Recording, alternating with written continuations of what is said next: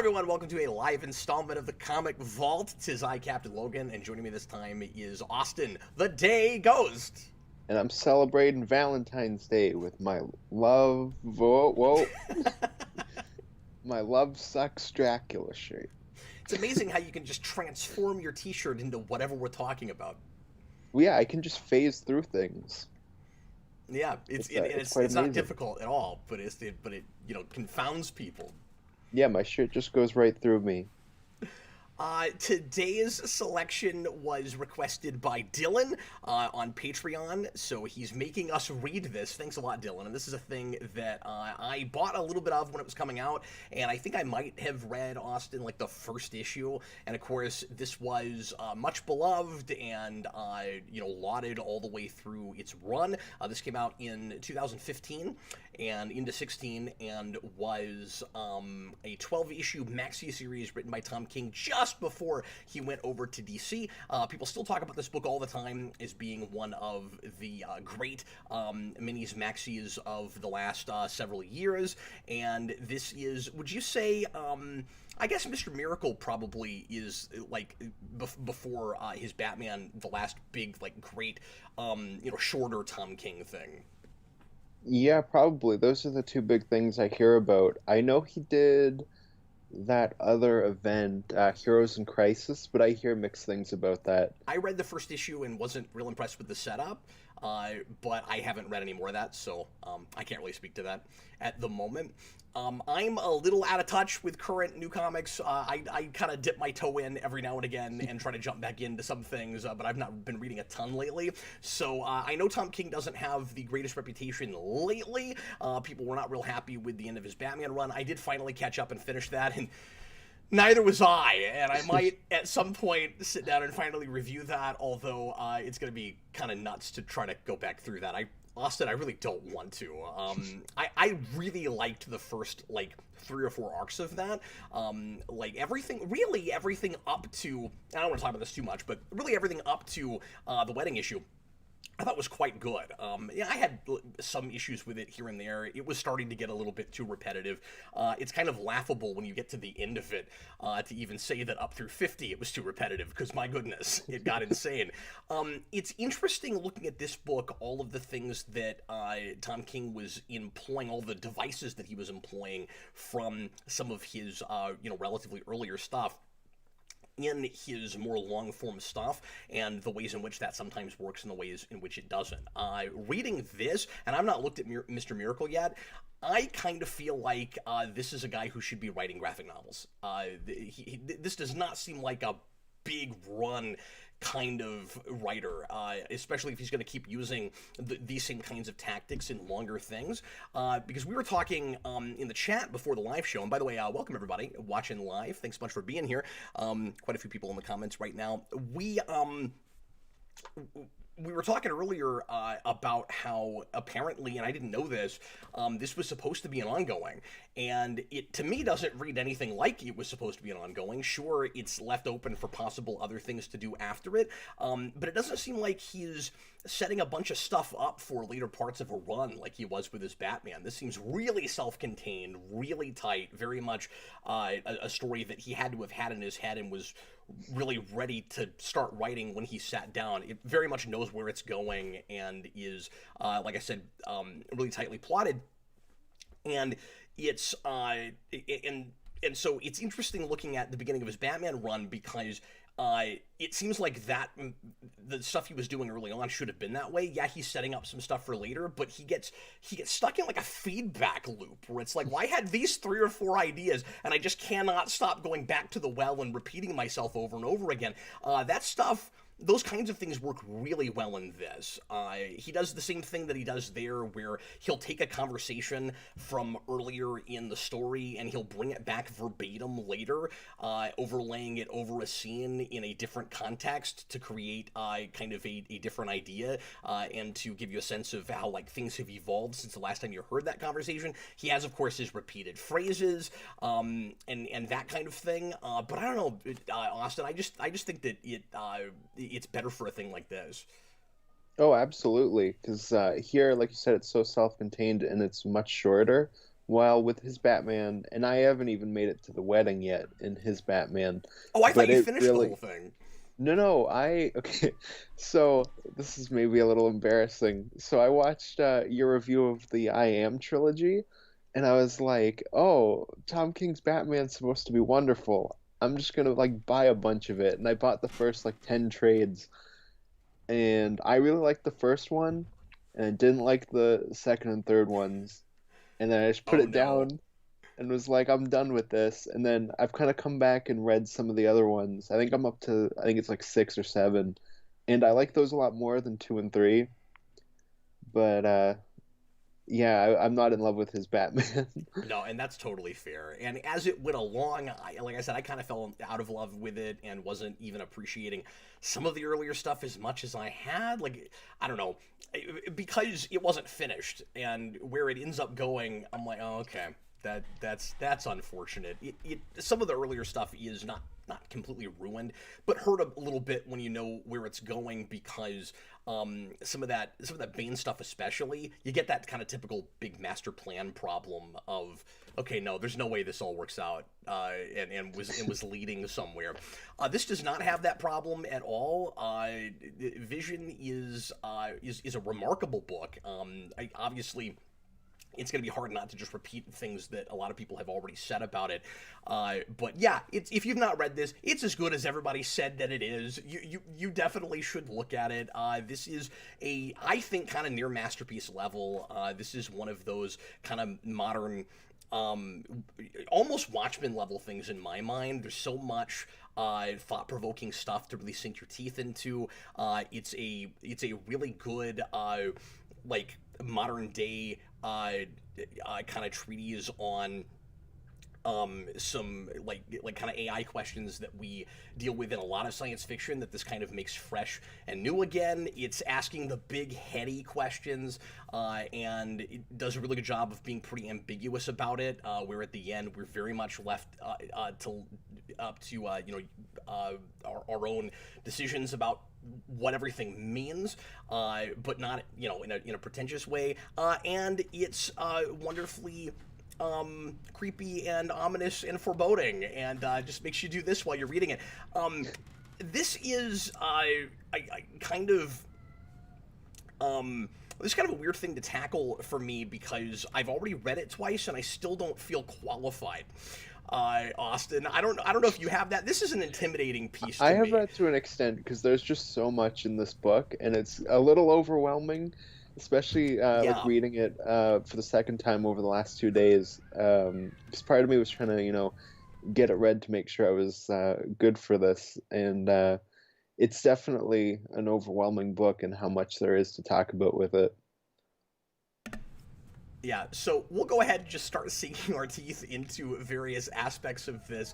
I think, Austin, you want to give us just a real brief breakdown of what this book is about and kind of your initial takeaway reading it? Okay, so this book is about Vision creating his own kind of perfect family and living in a small suburbia in oh my God, what's the city that they're living? It's right outside of DC. Yeah, I don't remember the Uh, name of the city, but yeah, yeah, it's in Washington. It's right outside of DC. yeah, exactly. And they're kind of living in this small suburban area, and uh, just problems ensue. Yeah, I think the best way to describe this is a like AI domestic thriller. That's yeah, kind of exactly how to phrase it. Yeah. Yeah, it's fascinating. It's kind of a horror thing. It's a. I don't even want to say murder mystery because it's from the perspective, to some degree, of the people who end up doing the murdering, of course, which makes it much more of like a kind of horror slasher thing. And I don't know, like I mentioned Watchmen earlier, Austin. I was getting vibes to all kinds of things, and feeling like this book was kind of cherry picking, maybe not even on purpose, a bunch of things from different books that I think it is actually superior to. Like, weirdly, especially by the end, I was getting a lot of Long Halloween from this. Oh, interesting. I didn't think of that. I had the Watchmen comparison Specifically, Vision himself reminds me a lot of Dr. Manhattan Oh, of course, yeah. in places. Yeah. Well, and And, there's a lot of bookending of ideas. There's a lot of through lines that where you don't realize where things are going until you get to the end and you need another read. Like I said, I had to read this twice. There was no way around it. Did you have the thing I did where I kept reading like metaphors and things in the book where I was going, okay, this symbol means something. I don't know what it means yet. I'm gonna have to go back and look at it again. This is very much one of those things that is intended to be read at least twice, and I kept thinking like, okay, this seems really tightly woven. I hope it sticks the landing. And then when I got to the end, I was like, oh, okay, this is like as cohesive as it gets. And then when I gave it a second read, it was even more so, where I was like, oh, okay, so all of those like gifts that are given to Vision's family when they first move into this place, or I guess they were gifts that Vision had accumulated over time, but that were told yeah. about at the beginning. Those all work into the narrative in various ways. They all mean something.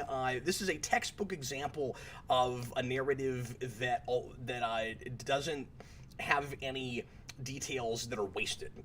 Everything is there for a reason. Everything is there to reveal something about characters and theme, etc. Yeah, well, and one of the things like Watchmen too that I think this book nails is that it just gives you the story and it kind of lets you pick, kind of where you fall in it in terms of, who's right, who's wrong. I think it just kind of goes, it's up to you. You can decide which characters you think are in the right. Like you get that the father of the boy that is kind of blackmailing Vision's wife, and I think you can easily look at that and be like, that guy is a terrible person, or you could just think to yourself, uh, these androids are really crazy. Like he's not wrong for wanting them to leave. In a way, you can kind of have both readings of it. Yeah, and in a weird way, it's you can even kind of question what is real and what isn't. Because this is all, of course, about the what makes a man question, and you expect that with an AI story. But like I said, it's fresh. It takes that in different directions. I really like the kind of dissection of the notion of like what is the meaning of life, and coming down on there isn't one, and that's the point. And whenever I read meaning of life stories, I'm always frustrated by that, because that's always been my take on it, where it's like, well, the point of living is to live, and you kind of hope that you leave the world better than you came into it with. But like if every person has a like specific finite purpose, then how are we any different than machines? And like the answer to the big headiest most mysterious question is actually the same as the question itself. Who knows, and doesn't really matter. And that's kind of what this whole thing ends up being about. But I love how kind of ominous it is about that, because Vision wants to be normal. That's his whole thing in this, and he creates a family in order to be that way. And of course, that is ultimately impossible. There's also always that question of what does normal really mean? Like, what is that? But Vision can't just be like a regular human being. It's that Data from TNG thing where he's always striving for that. He can't ever fully come down on that. And then when you get to the end, he nearly destroys the world, and that's what makes him normal. Oh God. That's fantastic.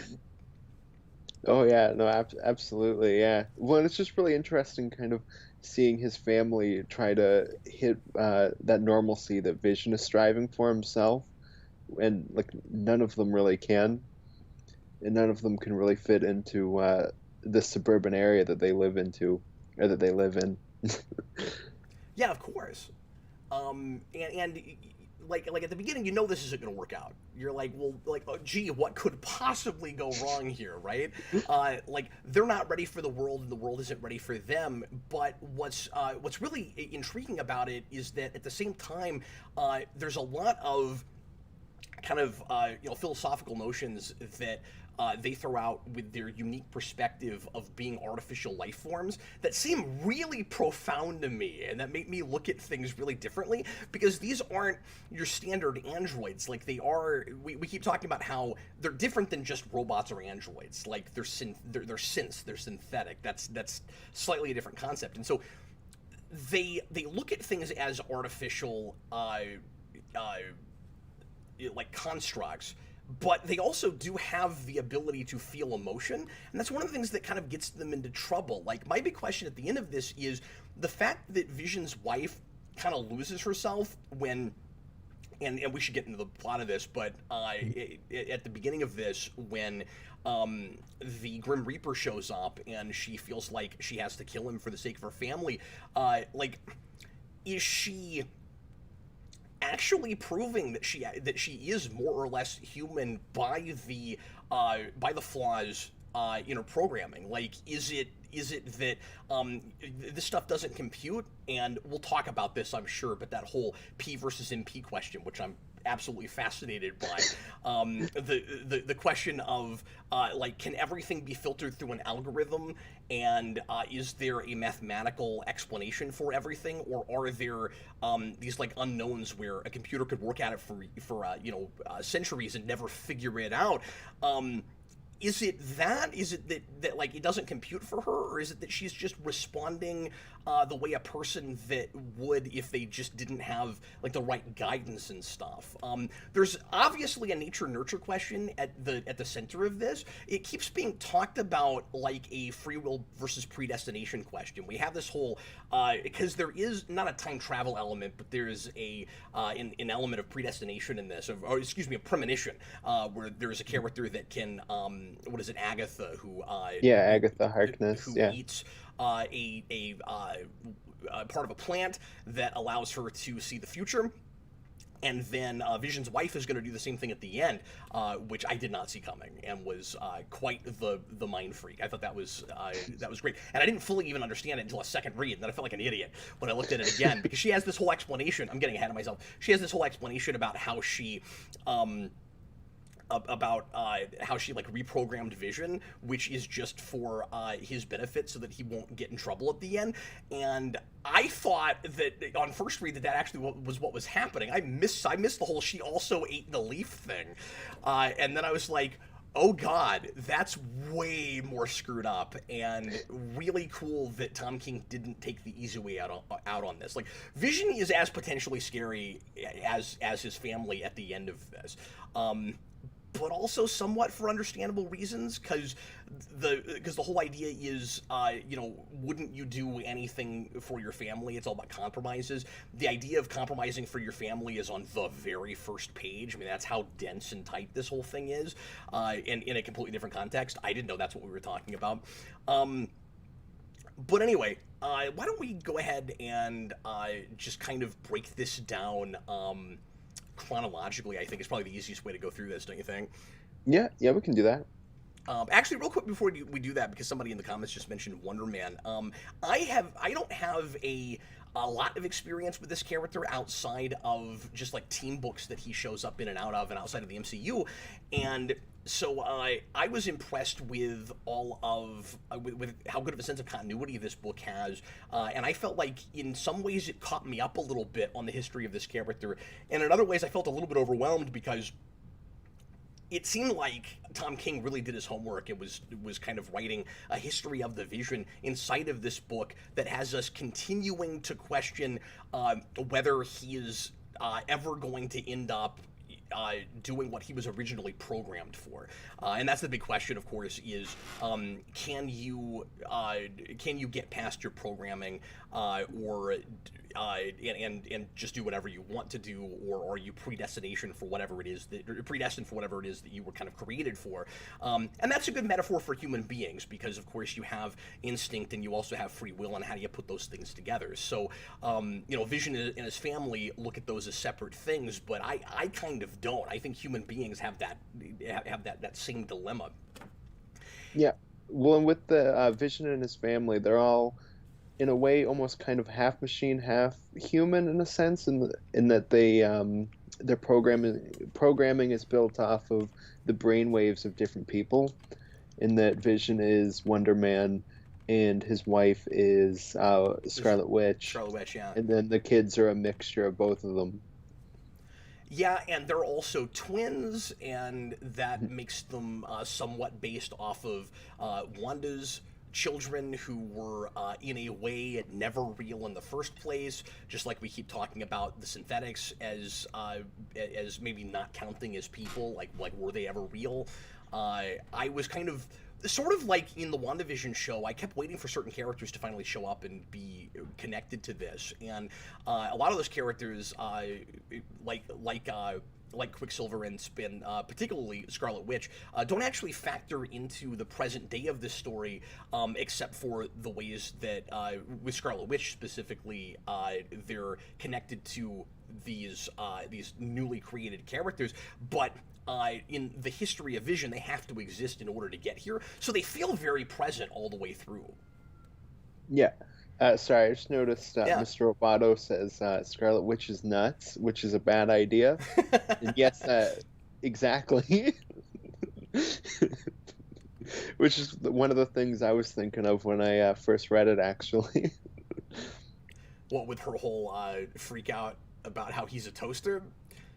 No, just in general, just like the history that I've seen with Scarlet Witch, where I'm like, that character's just crazy.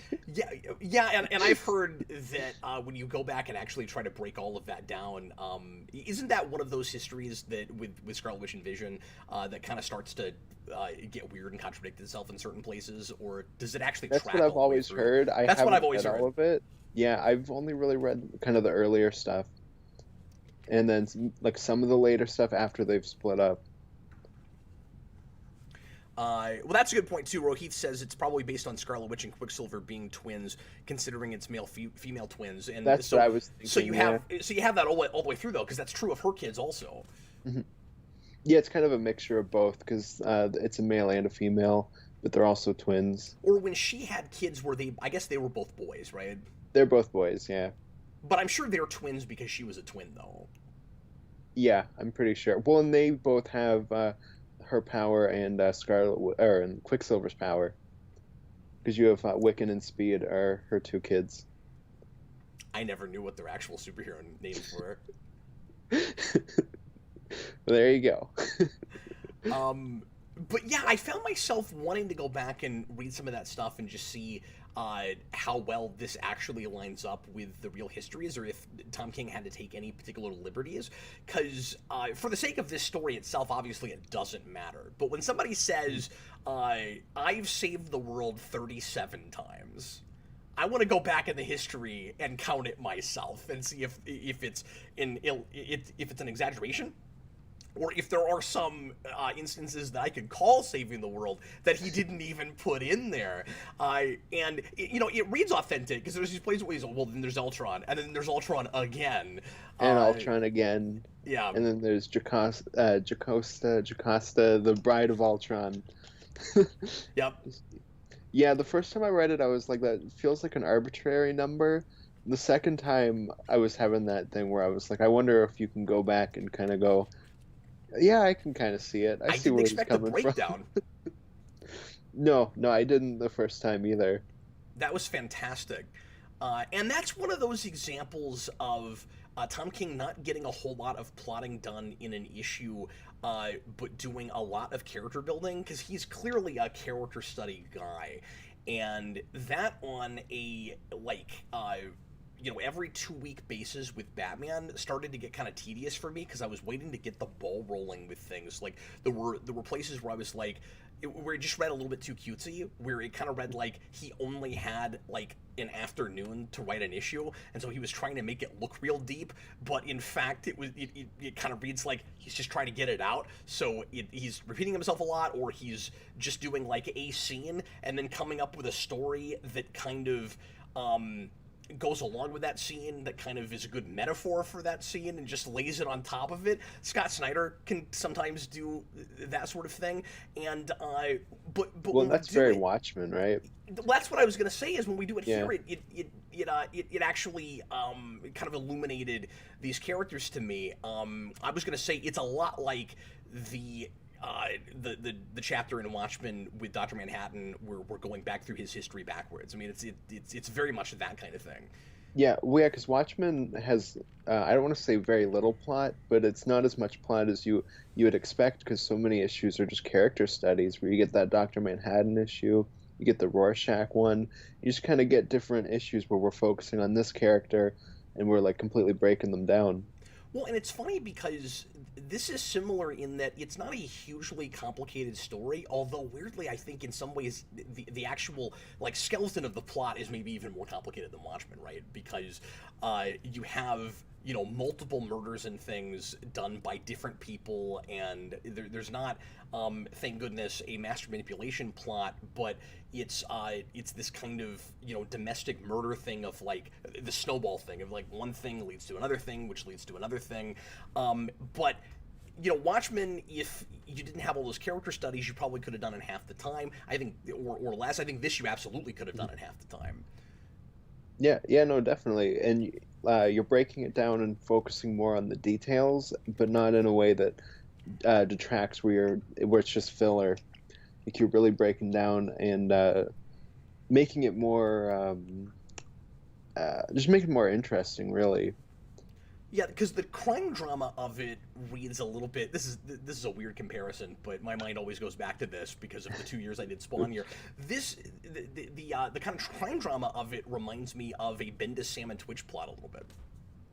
And you Oh, could okay, have done this in a interesting. 4 or 6 issue miniseries. I'm really glad that he stretched it the way he does, and of course it doesn't read stretched.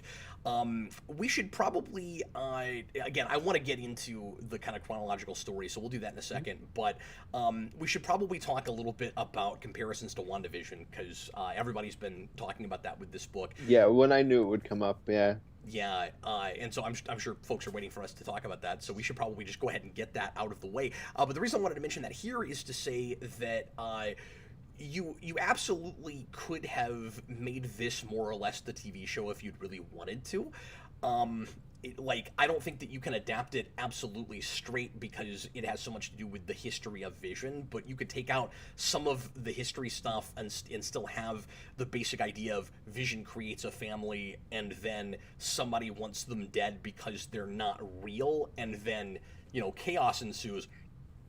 I love that WandaVision is taking the overall tone of this, and Mixing it with House of M. yeah, and then and like I was gonna say, and then mixing it with other like major Vision things they just haven't had a chance to get to yet. Yeah. Yeah, no, absolutely. Because plot-wise, there isn't too much they take from the story, at least yet. Who knows?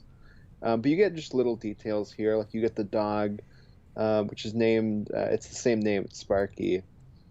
And obviously, you get the same kind of family dynamic in the or family setup, I should say, not dynamic, because it's not the same dynamic. No, not even a little bit. No, not even close. Uh, Yeah, and but I but I do think that they're taking maybe a little bit more than you're giving it credit for, well, and because there's one thing I thought of yeah. just earlier, which is I wonder if the uncle thing is me, or like if they're taking that from this book, where you get Vision's brother that's also a son of Ultron that comes in, Yeah, because if you're and watching this later after WandaVision's already finished, we're only, what, 5 or 6 episodes in so far? 6 out of 9. So there's So, 3 more left, and we don't know what they're doing with Quicksilver yet. But I had that thought. I was thinking while I was reading Victor here, okay, is it possible that they're taking that idea and Quicksilver is actually somehow here in disguise, or not disguise, but undercover somehow? Yeah, well, and I already that was one of my He's possibilities certainly while not watching working that for Sword, or they episode. would know about him because they were surprised that he was there. And it does seem to be Wanda's idea to use whatever he is, whatever Mhm. the Fox X-Men looking Quicksilver is, to recast Quicksilver. I think it's been long enough now I can talk about that, but um, I don't know. He knows more about the world than anybody else has really been allowed to talk When he's about. trying to figure out what's happening, Hmm. because I kind of had like a few different possibilities for what they were doing with Quicksilver, and one of them that I had was that like Doctor Strange pulled him out of the multiverse and kind of dropped him in as kind of like his undercover agent, which is what the uncle in this book is. So that kind of made me I'll go, be Maybe, I'll be really surprised if that's a coincidence. yeah." Yeah, exactly. Like I said, that's just kind of there's so many possibilities for Quicksilver in that show, so it's kind of hard to say. But with this book, I had that thought. But also just vaguely the way in that show Wanda is covering up things and trying to keep anybody from knowing the really kind of scary, creepy stuff she's been doing. I'm very much reminded of that with Vision's wife in this, where Yeah, she's doing it literally with covering up murders, and Wanda's doing it with the fact that she's basically made all these people slaves in this world that she's created for herself. So I mean, it's a different situation, but they're also, but this character is also based on that character. yeah. Well, and you get stuff like, She's got some of that deception baked in. yeah, no, definitely. But you get stuff like Virginia murdering the Grim Reaper versus saying like, yeah, Scarlet Witch throwing Monica out of her realm. For example, where she just kind of throws her out and hides that from Vision. And obviously, it's not a one for one, but it is kind of a similar idea where she's hiding this person that she's taken out.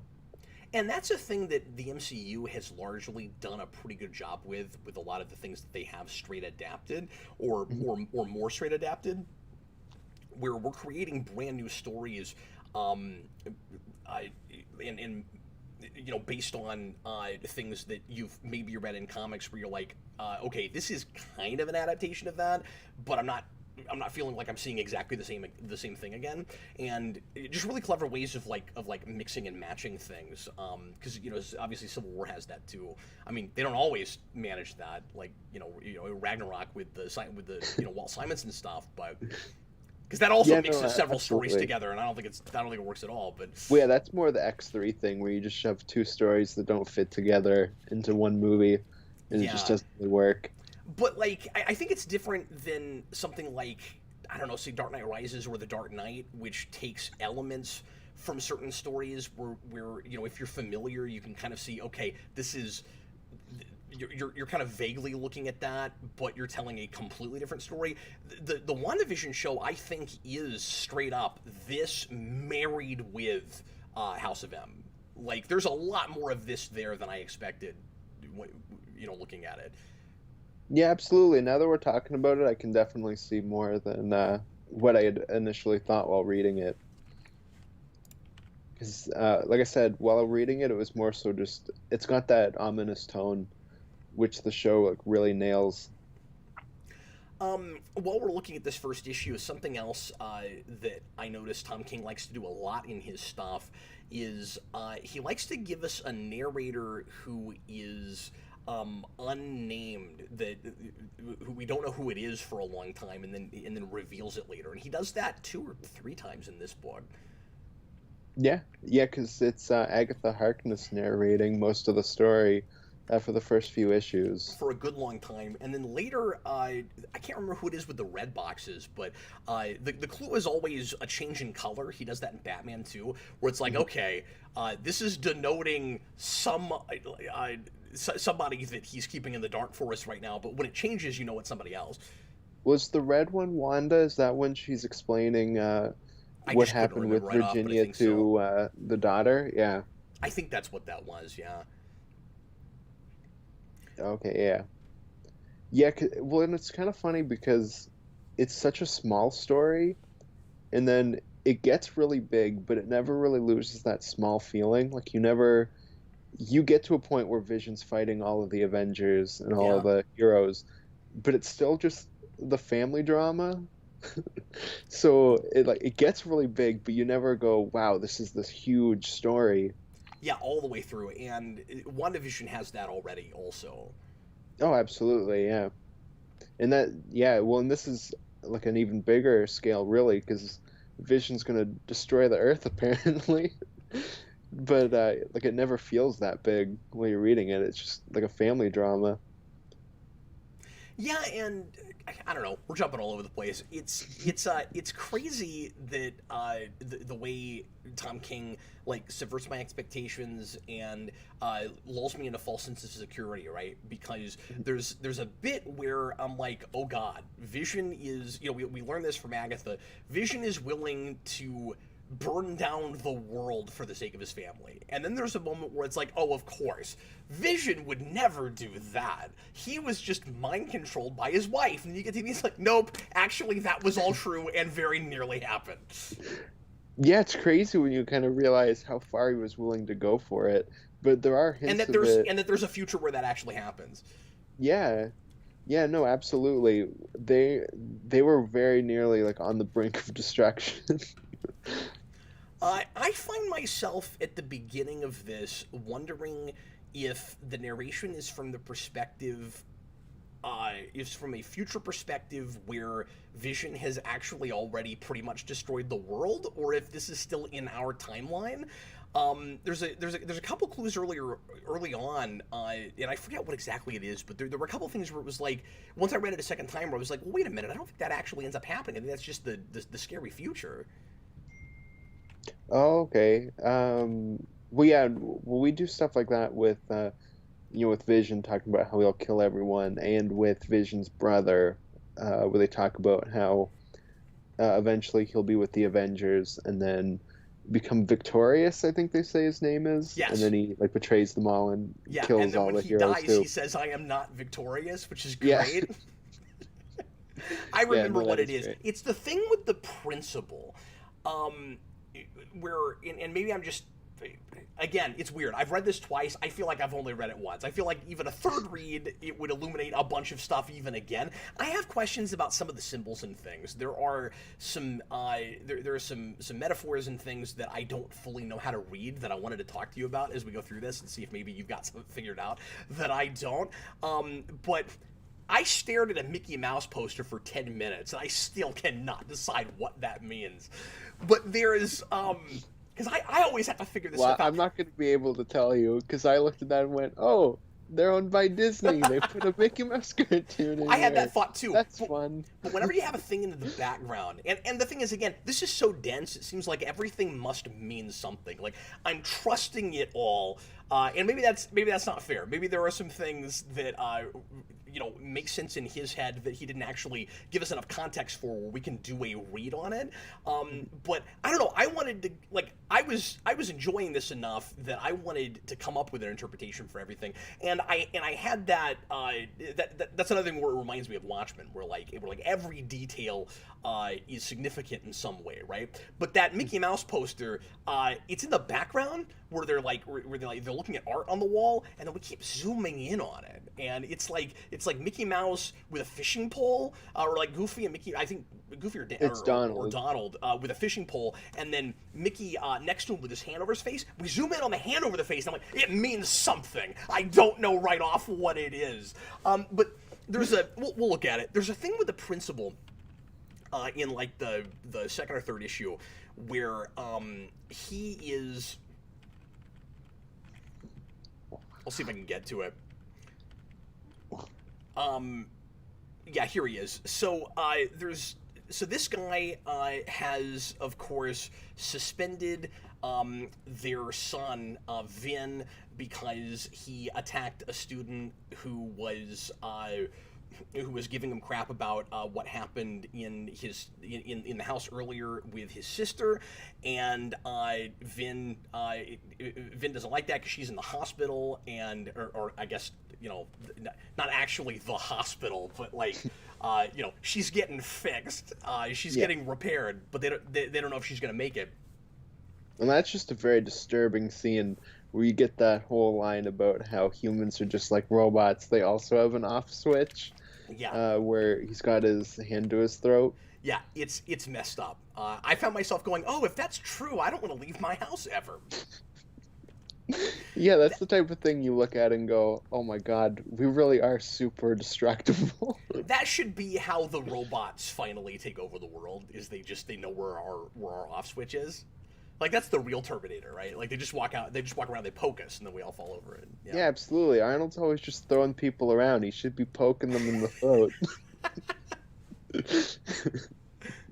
So they go to the principal, and you made a really good point earlier about making seemingly completely unsympathetic characters kind of have a point, because you have all these characters who seem like complete bigots, like we're doing the X-Men thing, where it's like, well, these synthetics are not real, and they're not people, and I don't like them, and I just want them to leave. And then at the end of the scene, the narration is like, well, if that guy had only pushed harder, maybe he could have saved the world. I like that there's nothing black and white about this. This whole thing isn't just your typical condemnation of like bigotry and intolerance and hating what you don't understand. Like, we've all been there and done that, and most of us agree that's bad. But this book says sometimes there's kind of a middle road with that. Sometimes it's much more complicated than that. Like, I am led to care enough about these synthetics to think that they are more or less real people, but there's this question of, again, of their programming and how easy it might be for them to switch around and do something horrifying. Like, I don't know where that line is with them. It's a question before it's an obvious, well, they seem like people, so we must take that as an absolute certainty. And so, like, this guy it still seems like a total jerk face. Like, I don't like him, but I understand where he's coming from, like, that much, and that is some pretty mature writing. But what I was going to mention with this is you get to the end of the scene, and the narration is talking about how things are about to get really bad, and if this guy had only pushed harder, he might have been able to save the world. And I'm like, but by the end of it, it doesn't ever actually get as big as it might have. So I don't totally know what it's talking about there. And that's what made me wonder if that narration was from the future that doesn't actually end up happening. Yeah, I guess it could be that, or maybe it's just an example where it maybe wouldn't have gone as far if he had put his foot down in that moment, where we wouldn't even have had the risk of it ending the world. Yeah, he will wonder what would have happened if he'd been firmer with the visions that day. If he had not retreated from his initial position, would that have made a difference? If he had acted right then, right at the beginning, maybe he too could have saved the world. Like, the world doesn't ever actually end up being in danger here, right? Like that's solved before that happens. Mm-hmm. And I also wondered about the thing, like, am I forgetting something? I also wondered about the thing with the couple that brings them cookies at the beginning, where it said that they're not going to live very long. Do they ever actually die? Does that happen? Yes. So when what's the uncle character's name? Vision's brother. I'm blanking Victor. on it. Victor. Because he's going to become victorious. Yes, of course. So Victor, when he kills Vin, when he's electrocuting him, Vin shoots his laser and it burns their house down. Oh, that's right. That's what it was. Okay. Because on first read, in the back of my mind, I was like, oh, okay, so like they're going to blow up the entire neighborhood or the whole town or something, right? And yeah, that doesn't happen. Yeah. In a way, it's almost like they tell you early on, because the house burning down is such a afterthought in that moment, or not, maybe not an afterthought, but you're more focused on what's happening with Vision and his family, so it kind of gives you the detail early on of, like, that's who's burning in that house. I never thought in a million years, reading this book, that you'd get to the end and Vision would still be living in that house when it Yeah, I didn't finishes. either. And And I, I didn't and I'm expect not sure any of how the I family feel to be about it. around. That's one of the few reservations I have. I just don't know if he and his daughter would still be living there, because I wouldn't think that people in the neighborhood, much in the town, much less the neighborhood, would put up with that after what happened here. Yeah. Well, that's when you get the full Frankenstein thing where the entire neighborhood comes with torches and pitchforks. So the big, inciting incident is that Vision's wife. So he's created this whole family for himself, and there's the suggestion that the Avengers may not be totally cool with this, and that's part of why he's living in Washington. Like, he's working for the president now, but there's this implication that he's left because the Avengers feel funky about this and they don't want him around anymore. Yeah. Yeah, that is kind of true, yeah. And they also That's set up just that touched thing. on. We never really fully explore that. And he's still an Avenger and he's still working with them, but there's this kind of idea that, like, I don't know, maybe Tony and Steve are like, well, we technically Well, trust the Steve's not Vision. not around. Oh, It's I'm sorry, Falcon. not Steve. It's Falcon. I was like, I know Captain America's in this book somewhere. Oh, it's not that Captain America. That's right. Yeah, because we're at a weird time with Marvel, because you also Hmm. get Jane Foster Thor. Yeah, Jane Foster Thor's in here, and then at the end when Iron Man says call everybody, we bring in like the champions, and Yeah, yeah, and you get like Miles and stuff. Medusa's in there. I don't know what team she's working with at that point. That kind of made me laugh, yeah, where I was like, Black Bolt's not here, like it's not just the Inhumans, it's just her. Well, I think she was on an Avengers team at the time, or some Oh, team okay. that wasn't an Inhumans team, because this was that weird transition place where we were starting to phase out the Inhumans obsession, because that TV show didn't work out, and or was this just as they were pushing that TV show? Actually, I think this is actually right around that time. This is just before we start phasing it out. Yeah, it would have been around the same time, Because I wouldn't this think. have been around Civil War II, like just before it or just after it? I can't remember. It's Yeah, I think so. it's been forever. So we're still doing a lot of Inhuman stuff, but this is just before we're going to start phasing that out. And yeah, I remember Medusa and a couple other characters being all over the place and being on different teams and stuff. Yeah, everybody's favorite Marvel character, Medusa. Who in the TV show gets her hair chopped off in the first episode, so we don't have to do that effect the whole time. Yeah, I think Connor told me that, and I just couldn't believe that. That's ridiculous. It's hilarious. Rahit Thahar says Vision is the U.S. government liaison to the Avengers. It's probably that way because Tom King was a CIA officer who lived in D.C. He's probably Oh, taking interesting. from some personal experience. Yeah, I knew that. I had forgotten about that. Yeah, good call. Yeah, thanks a lot for When mentioning they that. set up the thing about Vision wanting to get to be on payroll at the White House, and then I don't think we ever really touch up on that again. No, no, that's brought up at the beginning. But yeah, that's a thing he complains about that, or actually doesn't complain about. Vision never complains, but that comes up that he wishes he could draw a salary somewhere. So they're living in this suburban neighborhood, but Vision can't draw a paycheck from the Avengers anymore. That's part of why they have to leave. And his wife is looking for work. That never pans out anywhere either. And I think, and I'm not complaining about that. I think that's because she kind of goes off the rails and starts losing her mind like 3 issues in. It's pretty early when she starts repeating words and stuff, where you can tell that she's starting to lose it. Yeah, yeah, no, She's absolutely. I getting, don't think she would she's have getting even been something able to akin hold to, a job. she gets something akin to like robot dementia pretty quickly.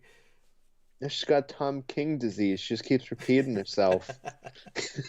So anyway, the initial inciting incident for this, of course, is that the Grim Reaper shows up, a villain that I had not seen in anything in like a couple of decades, and he is, and I either didn't know or had forgotten that he was the brother of Wonder Man. I was like, oh, okay, that's the brother of Wonder Man apparently, Yeah. and why don't you try to explain his beef to me? Cause like I sort of get it, but he's like, Okay. you're pretending to be my family, and I'm like, I mean, not really. Like,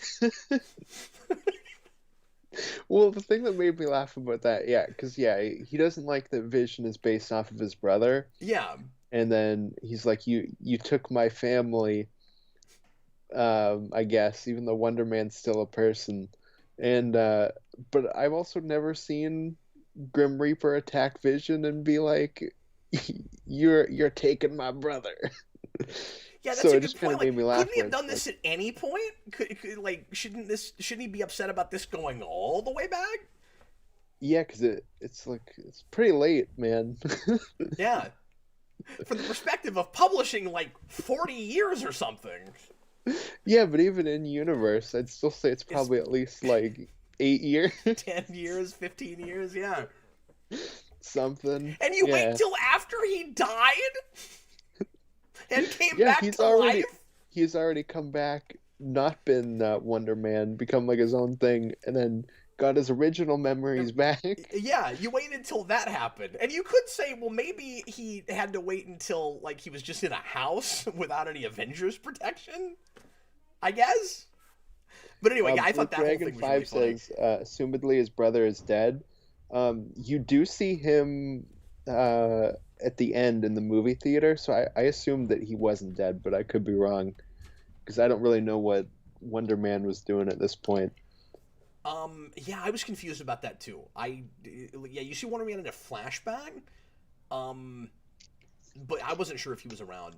Well, and then in the climax, Because yeah, it both makes more sense if Spider-Man. he's dead and you're in and Grim Reaper is like, you're screwing with his memory, or with a memory of him or something. But yeah, I wasn't totally sure what his deal was, but I did appreciate that it was a personal motivation, that it wasn't just a random break-in of a supervillain, or that it wasn't just like like a basic easy bigotry thing. This book could have so easily just been an X-Men thing with Vision and robots instead of mutants. Like, I really appreciate that it's different than that, and that it's a little bit more more complex.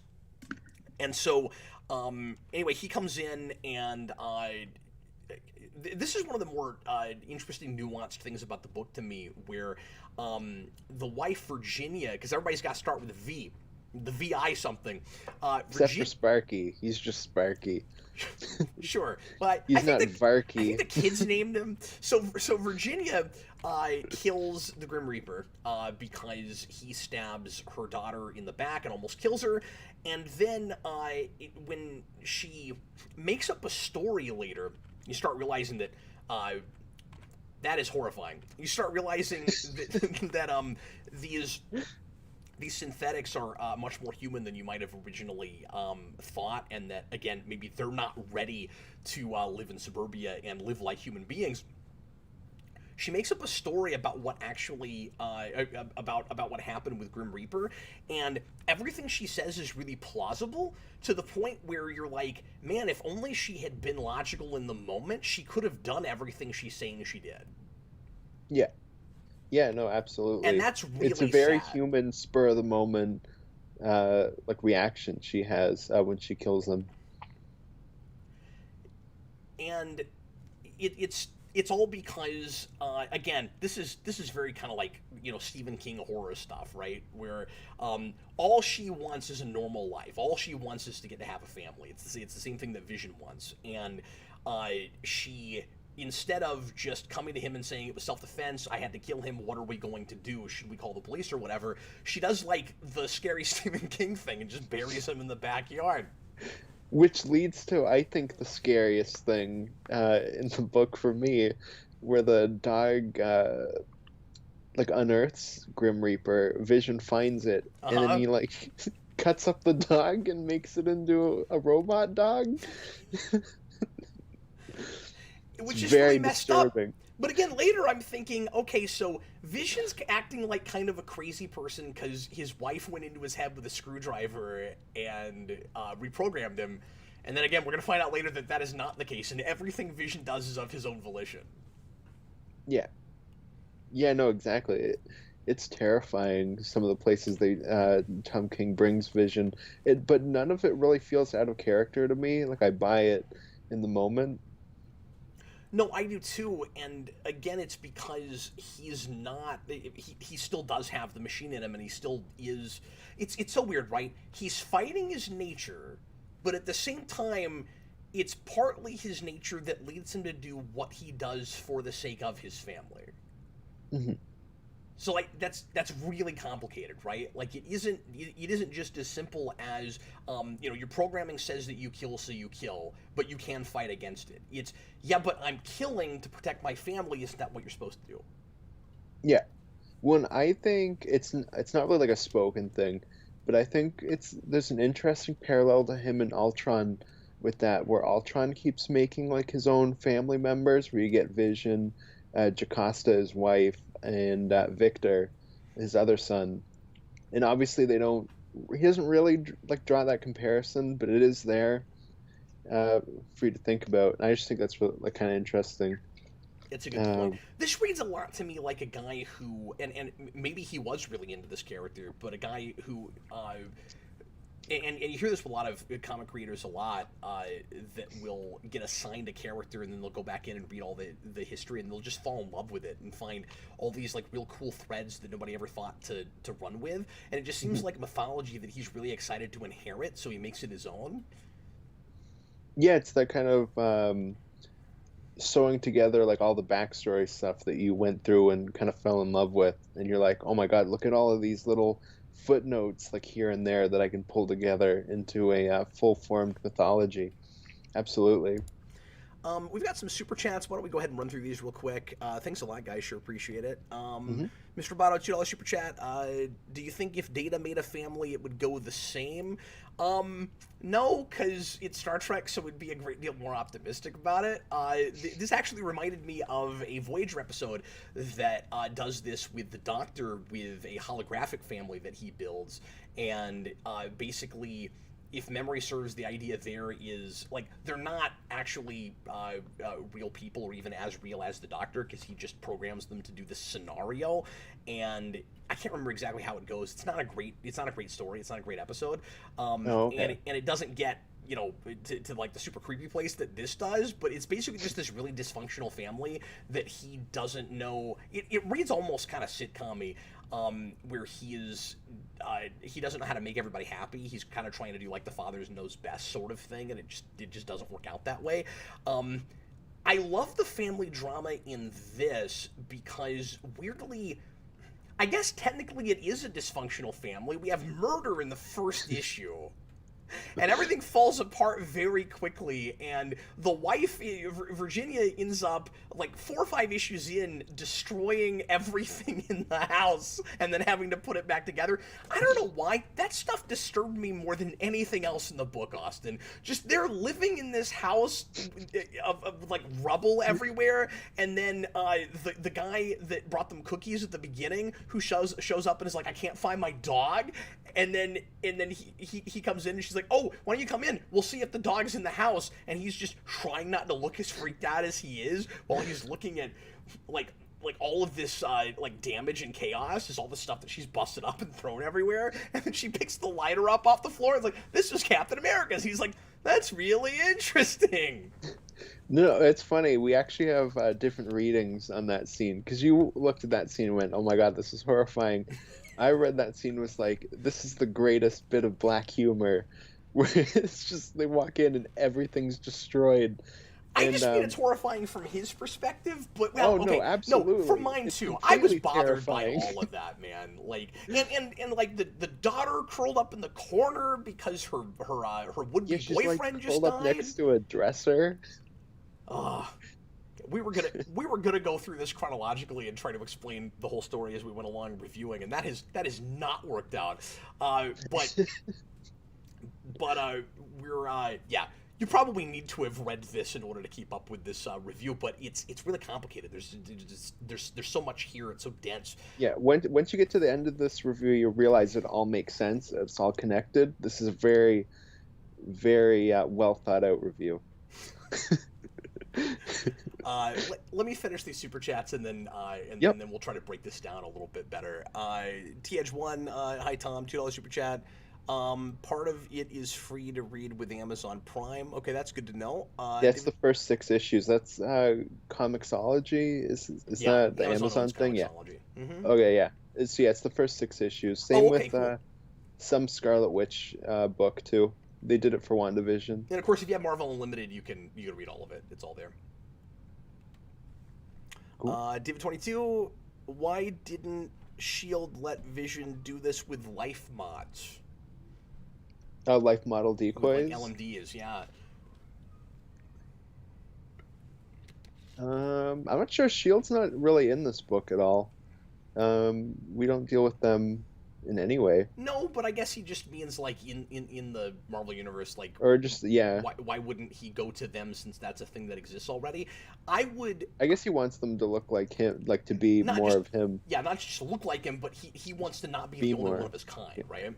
Well, and that the other thing too is that he's not the one who sets it up. It's Wanda, because she comes to him Yep. with the She has the chip diamond that's her brainwaves. that has her brainwaves, so that he can so that he can have what she has, because she's with Wonder Man at that point. That's a flashback we get later in the book, and she basically gets to have her cake and eat it too, where she can be with the man she loves without him being exactly the man she loved that didn't end up working out, because he's a toaster. Well, and just like a lot of stories, it's all Scarlet Witch's fault. Yeah. Did you have the thing I did where we make her like horrible again for a minute, and then when she gives him that gift, I don't want to say like it fully redeems her or anything, but it's a really kind of charming moment. I found myself surprised I was kind of charmed by her for a minute, because that bit earlier, I don't know. Sometimes things read melodramatic to me because I don't have the overarching context of everything around it. So, like, just reading that scene in a vacuum without really seeing anything leading up to it, because we're just giving the cliff notes, right? We're just giving, like, the really important scenes. So it's like, she had her children, and then Vision says they're not real, and then she goes, "Nuh-uh, you're not real." And that scene read a little bit melodramatic to me until I remembered, you know what, everything I've ever read with Scarlet Witch, when she gets upset about something, she's like this. Like, Yeah, this is no, that absolutely. character. There's a lot of melodrama with that character. But yeah, I mean, that's because she's like that in House of M, and that seems to be kind of how she reacts to things. And I assume she turned into a crazy person at some point and just never fully came back from it. This just always was a crazy person. That's why Vision should have been like, I'm not going to use your brainwaves to make my wife. That's a mistake. Yeah, I had that thought too. I was like, maybe you shouldn't do that. I mean, she's definitely getting the better end of the stick there with Wonder Man, especially because he's the original. So like, he's not this freaky recreation thing. But then it's funny because Scarlet Witch is also the original, and at the end of this, it's arguable which between them, her or Virginia, is the crazier one. Virginia just didn't get to live long enough to show how much crazier she is. Wanda's had like 60 years of comic book history to be a complete psychopath. Welcome back, everybody, to Here's $5. He left a $5 super chat and says, not to be that guy, but here's $5. Thank you, $5 Thanks man. a lot, man. Sure appreciate it. Let's get back into the story, shall we? So we talked about, I don't know. Let's go ahead and attempt to go chronologically again. So Yep.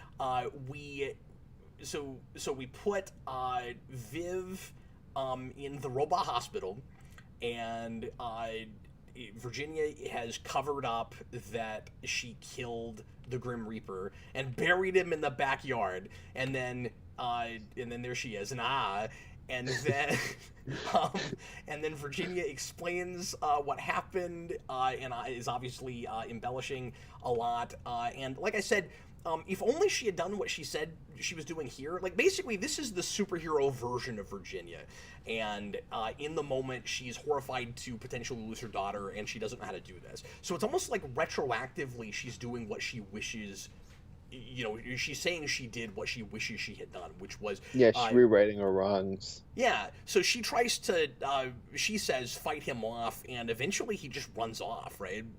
Mm-hmm. Yeah, because they mentioned later that I think the FBI and the Avengers are all looking for Grim Reaper, and they can't find him anywhere.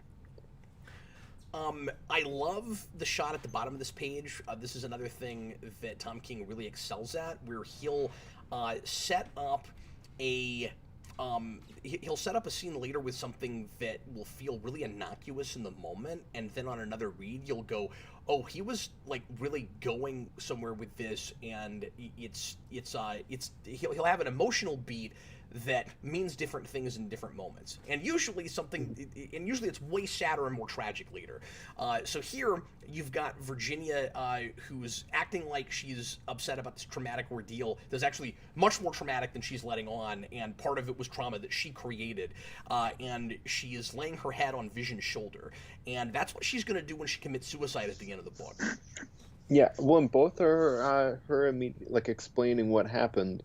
And then you immediately get this scene where she puts her head on his shoulder. Yeah, that's right. And then you get the bit where Vin, the son, turns this guy's off switch off, and this whole thing. I think the intrigue in this is really good and impressively not too convenient.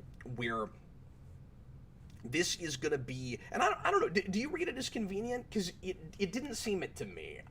We have this kid who happens to be the son of the guy who, we'll find out later, actually saw Virginia bury the body in the backyard and took video of it and is going to blackmail Virginia.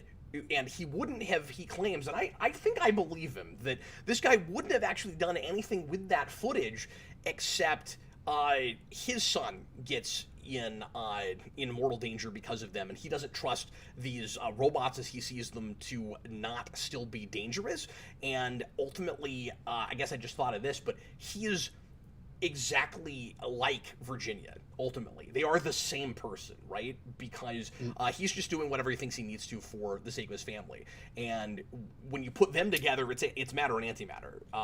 Like that's gonna be the end of that, and that explodes. But this wouldn't have happened if Vin hadn't gone after this kid, and then later on, when this kid gets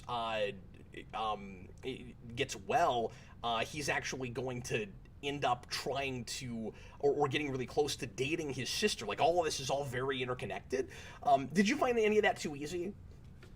When you're breaking it down, it's like, yeah, that is maybe a lot, but in the moment, it doesn't. I don't think it reads as convenient. I did find it weird that, like, the son, CK, his name is, he comes off as way more antagonistic in that scene with Vin than he does in the scene with the daughter, Viv. I did kind of wonder about that, because you'd think he'd be more antagonistic after he got choked out, but yeah, I don't know. Yeah, well, and also I think he comes off more antagonistic than even Tom King means him to. Because that might be the case. If you read the recaps in this, because I was reading this in single issues, if you read the recaps at the beginning of each issue, the one right after this plays down that altercation as like a smaller thing than everybody's making it out to be. Oh, okay, interesting. Yeah, because I can't remember the word choice. It was like a minor, like a minor altercation or something. I was like, I don't know. That seemed like a way bigger deal to me than you're playing it as.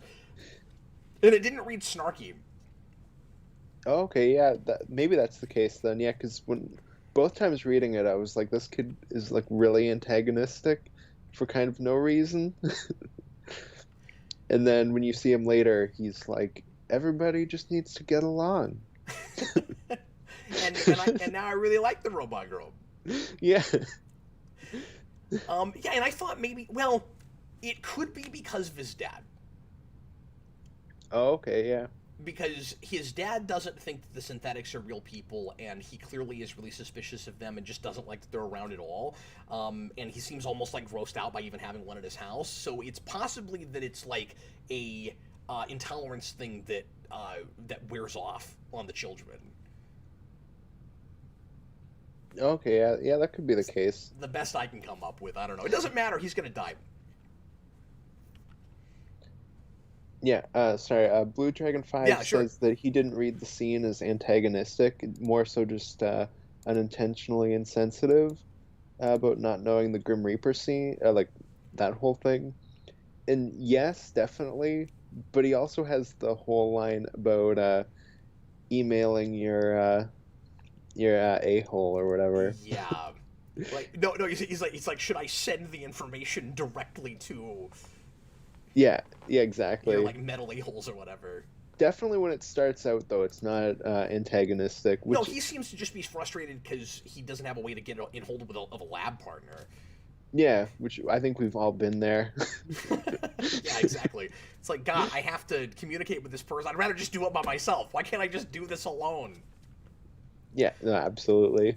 So then we get the blackmail, Oh, and that cover, by the way, that you just went through is amazing. Where she's sweeping him under the rug with his own scythe. with his own scythe. I never looked real close at that.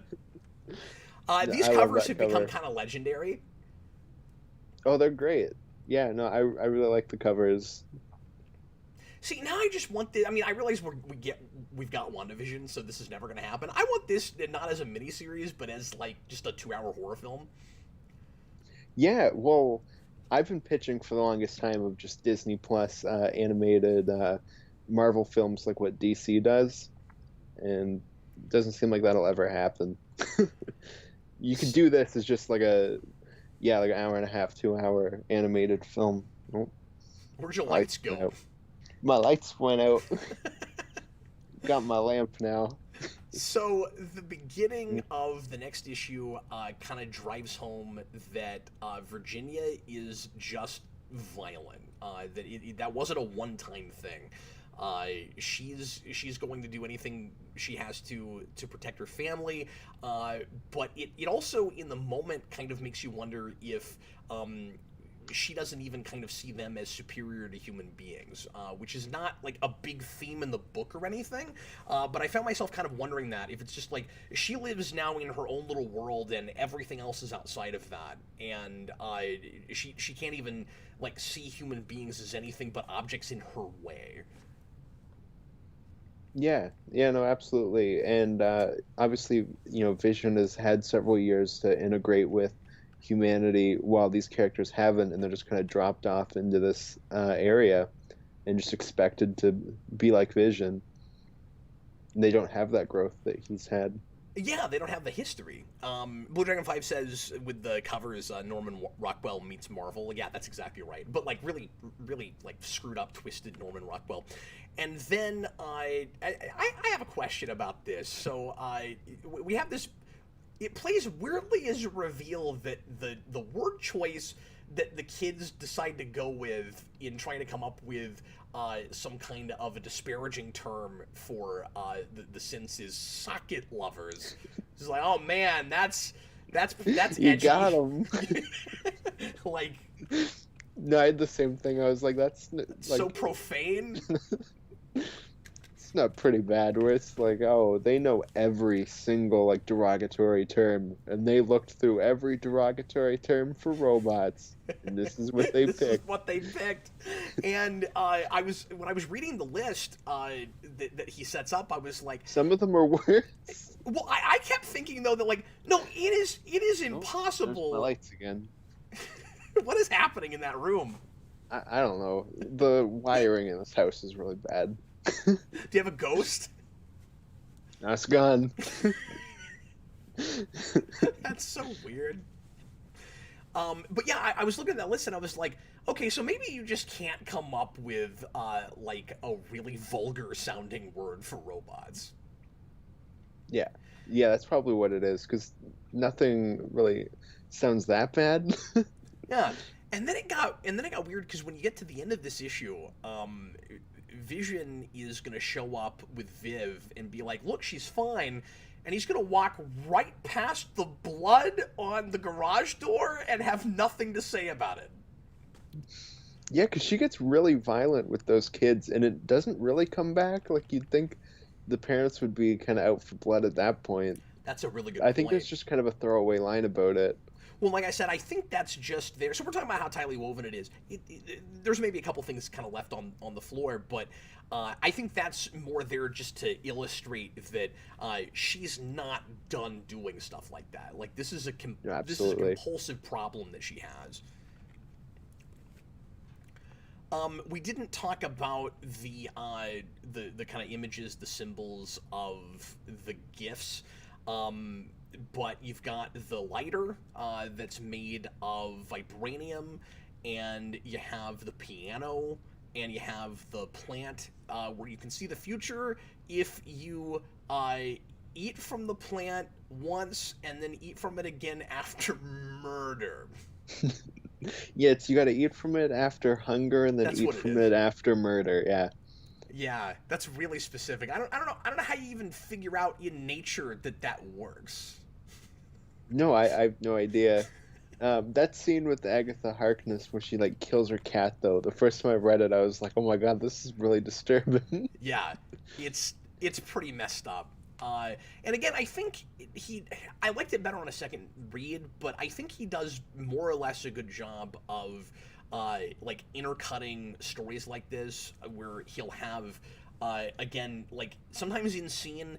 He'll go back and forth with it. Sometimes in scene he'll be telling you a story that you're not looking at, that either parallels what you're reading in the moment, or is going to inform it some way later, or he'll flip it where you're reading a flashback and sometimes reading a narration about the flashback, and sometimes even reading about stuff that's happening in the present day, although I can't remember.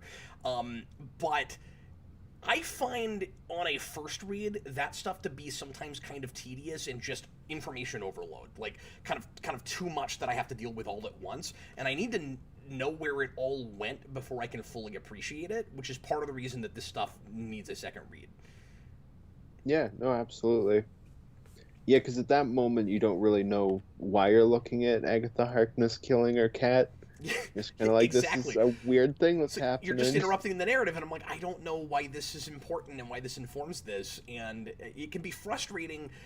Sometimes it's not just information overload, but also irritating because you want to just keep reading the compelling story you were reading. You're like, I'm sure this is going to matter, but why do I need this right now? So, and again, books like Watchmen and stuff have this too, and then you'll go back and look at it a second time, and now that you know how it's all going to pay off, it doesn't read, clunky Yeah, yeah, no, absolutely. or Um, intrusive, I guess is a better word. yeah, yeah, exactly. Blue Dragon 5 says the piano is also made out of vibranium, which Yes. is really important to the story. It is, yeah. And then the fourth thing is the vase from Zenla that is housing water that floats by itself. Yeah, and you Where can't put flowers in it because it kills all plant life. Yeah, and that's how she's gonna commit suicide at the end. Virginia's drinking from that water, so like yeah, nothing can survive with that water, and so that's one of the more interesting symbols to me. And this is some of the stuff I wanted to talk to you about because Mhm. a couple of these I think I understand, and a couple of them I don't totally get what we're getting at. So the idea with the vase is pretty self-explanatory because again, this whole thing is about the reason for things to exist and whether or not they actually need a reason, and the vase is a thing that is completely superfluous and does not actually serve a function, and doesn't really need to be there, but when you take it away it's weird. Um, but uh, so so yeah, so I guess it's just there to kind of reinforce the idea of things that don't serve a purpose but are worth existing anyway. I guess is the idea with that. Hmm. Yeah, no, I think that's what it is. The piano is that kind of question of if you're a synthetic life form, like, do you have your own identity? So she's got that scene where she's playing the piano and she says, sometimes when I play, I don't feel like I'm actually expressing myself. I feel like I just become the piano. Um, and so that's a symbol, I guess, for her struggle with identity and purpose. And then the lighter, I have not totally figured out. Yeah. Um, It's an old thing that people are surprised. I just want to break this down. It's an old thing that people are surprised still works. And then the revelation later of why it still works is because it's made of something that lasts. And like I can connect that to the synthetics, Like, I get that they're like that too. Like, they're, they could live a long time and you wouldn't expect them to keep functioning until you found out what they were made of. But beyond that, Well, I guess there's that totally getting a read on it. that line from George the neighbor where he's like, they don't build them like they used to, and it kind of Yeah. like zooms in on one of the synthetics. Yeah. I guess maybe that. There's something there. Yeah, yeah. Yeah. But I'm not totally. I don't know. If I wrote like a rewind type thing on it, maybe I would come up with it as I was writing. But right now, just off the top of my head, I'm not quite there. I feel like I'm missing something. And then, what is the plant besides just the plot device to give us the future? Well, I mean, to give us the thing that can read the future. Because when you have three like very clearly metaphorical symbols that were all put on a page together with that plant means something else also, and I don't know what it is. Yeah, I'm just trying to think about like what it would be. I guess maybe you get stuff like, with Wanda looking at Vision and being like, "You're my future," something like that. I don't know. That's true. They are the future. Austin's like, do we have to turn this into a poetry class? Can't we just talk about the book? Well, I will crack out my slam poetry. Let's do it. AMC Comics, hey guys, the Comic Vault is live now. It is tonight. Blue Dragon 5 with a lighter might just be simpler. Cap gave it to him. Positive relationship with the Avengers. Vision living a life Cap didn't get to live. Yeah, I mean, that might be in there, but something about, I mean, because we make it a reveal that the lighter It's vibranium. is made of vibranium, and that people wouldn't expect it to still work. There's something in there that I don't quite get. Rokeith, it's probably a reference to the fact that Vision's body came from the body of the original Human Torch, the Golden Age Marvel character that teamed up with Cap in World War II. Is that true?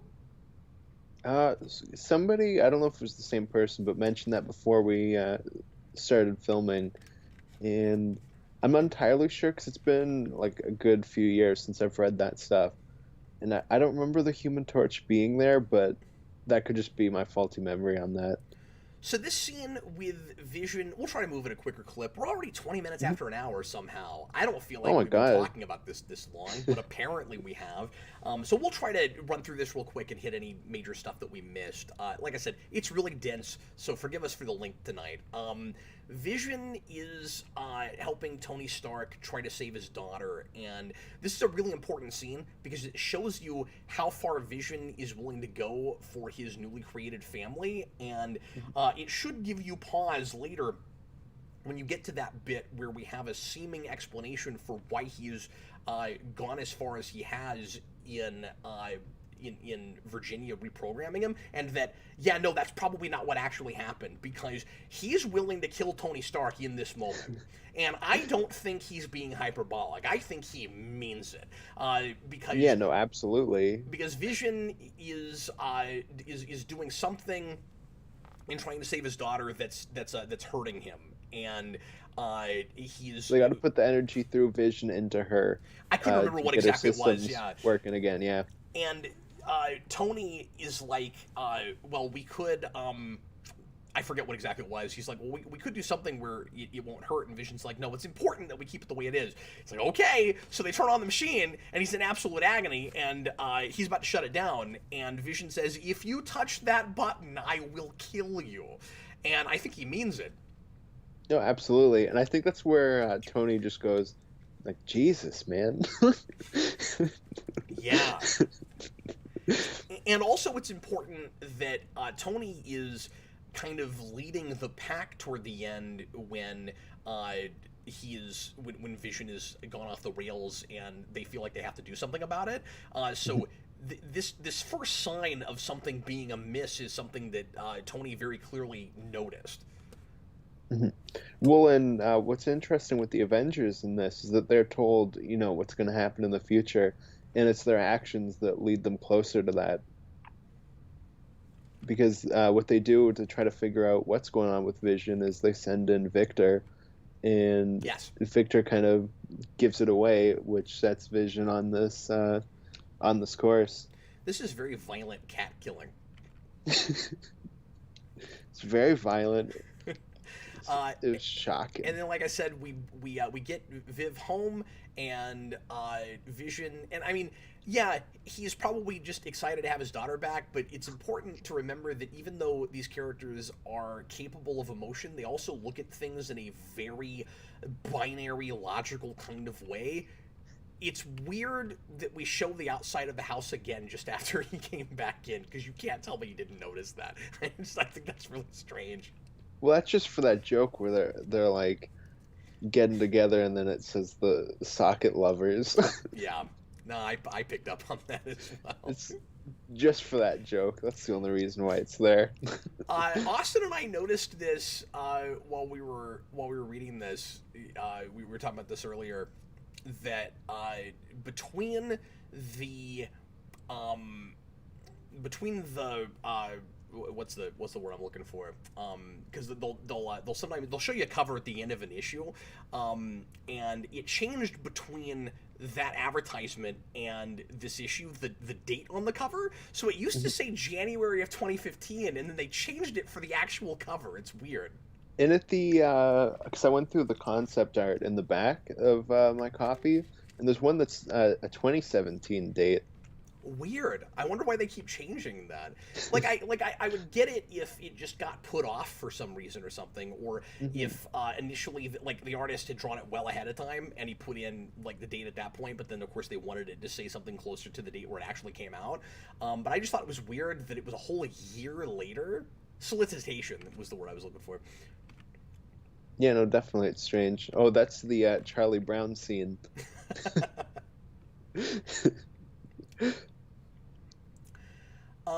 What is your read on this whole business about like PC mascots? I just thought that was pretty funny because like I see that quite a bit here, with just stuff like that where we change things. We used to have it lasted like a season, a baseball team called the London Rippers because there's a London, Ontario, and people were so mad that they named a team off of Jack the Ripper because that was insulting, and they took it out. So it just kind of made me laugh because I've seen so many examples of that. Well, that, and it's also funny because obviously their symbol is kind of like the Vision family, where it looks very similar, and it's also like crazy. That's a good point. But yeah, I was wondering how it fit. This is another place where I'm like, I need even a third read. Where like I'm thinking that's got to fit thematically into the narrative in a way that I'm not quite getting in the moment. And this is not a criticism. I feel like there's some things about this book that are still a little bit over my head that I haven't spent enough time with this to properly review it, which is why we're spending forever reviewing it.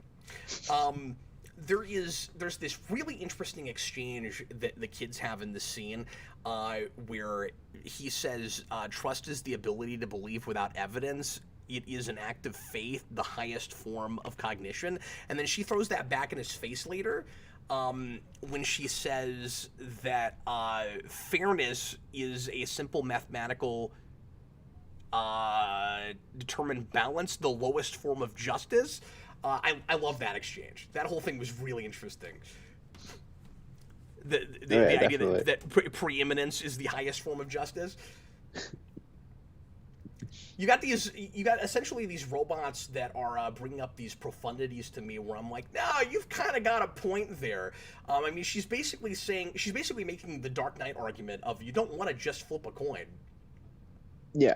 Well, you had that with the one line in the first issue, I think it is, about how facts are just people without society or something like that. Yeah. Or facts without... It's something and that, like... So that whole thing really resonates with me, and is a thing that, to some degree, I talk all the time, although they put it in a totally different context. The idea that in this day and age, you can look up anything you want to, but without context... What is the point of what does it mean? And they're using that as a metaphor for the point of living in a society. So Well, Vision's we live talking, in a society. and it's a society. Vision brings this up, and he. We're not talking about the BBS. We're not talking about the Snyder Cut trailer.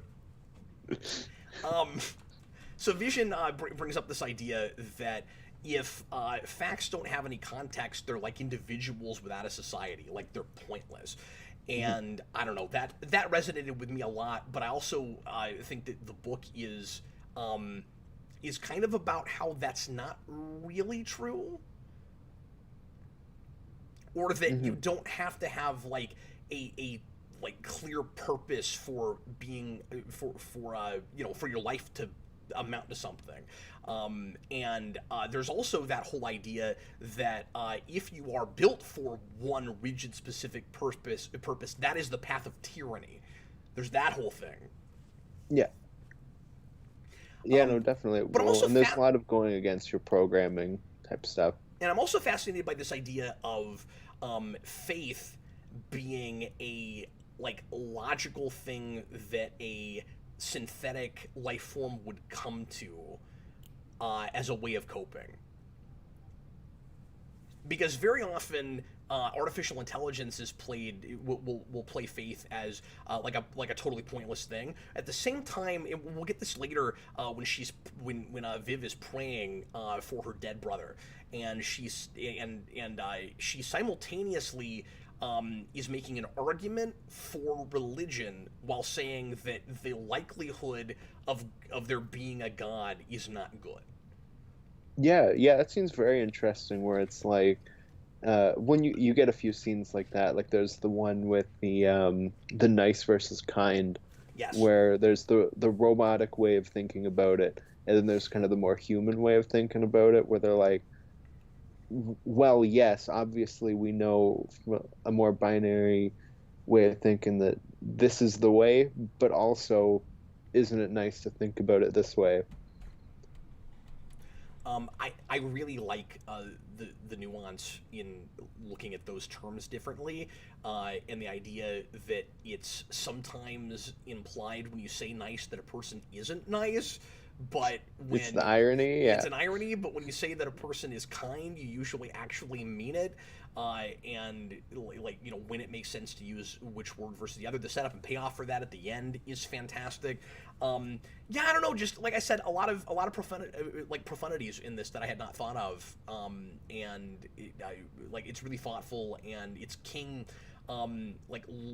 looking at life in ways that I've never thought about, despite the amount of things in this ilk that I've read and watched, and some of it might just be him trying to look through the eyes of a robot, and some of it might just be weird passing ideas he's had before that he wrote on a napkin and then put in this book that kind of works from the perspective of robots.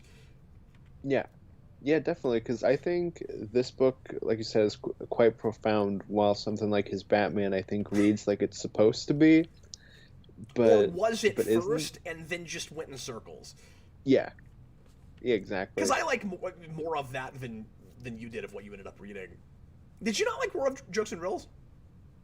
No, I thought that one was pretty good. I probably, like, I don't love it. I feel like it's kind of Cliff Note-y. I didn't think it was brilliant or anything, but I enjoyed it. No, I liked that book well enough. I have issues with the ending.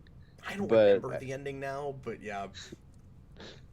That's where Batman goes out to kill the Riddler, and the Joker steps in and stops him. Yeah, I didn't love that either. Yeah. Yeah. No, that's a good call. Okay, so did you lose it when you got that monster, Giganto, I think his name is? I didn't know he had a name. I was like, oh, that's just that monster from the first Fantastic Four cover. Well, because I know we've talked about that where you like that guy. I think you pitched him as being the first Fantastic Four, like, MCU. Oh, did I really? I think I remember you telling me that. I mean, I don't know. It's a classic cover. Oh, of course, yeah. So this scene, and obviously, you get basically that whole cover. Yeah, no, that's true. This book. But with the Avengers. Although, now that you say that, I'm gonna cry foul that there's not 4 characters on the page. That's true, and we're we're also in that weird point of Marvel, like I said. So you get like a not great Iron Man armor, not great Vision suit, and then And a not great Falcon Falcon Cap. suit too. Yeah, Yeah. I mean, I like Falcon as Captain America, but I've never been the biggest fan of that suit. Oh, fair enough. Yeah. It feels almost It's like not great. trying to make it look like the '80s for some reason. I've always thought that. Well, it's just like a weird fusion of both suits. Okay, we should try to blow through this, shall we? So Yep. there's this, horrifying and disturbing scene, and this doesn't play anything like the way I expected it to. I have a question about it, but overall, I think it's wonderful. Again, you've got the dad of what's his name, CK, who is blackmailing. Uh, Virginia, but just to get the family to leave. He doesn't want money. He doesn't want anything. He's just afraid that their family is in danger.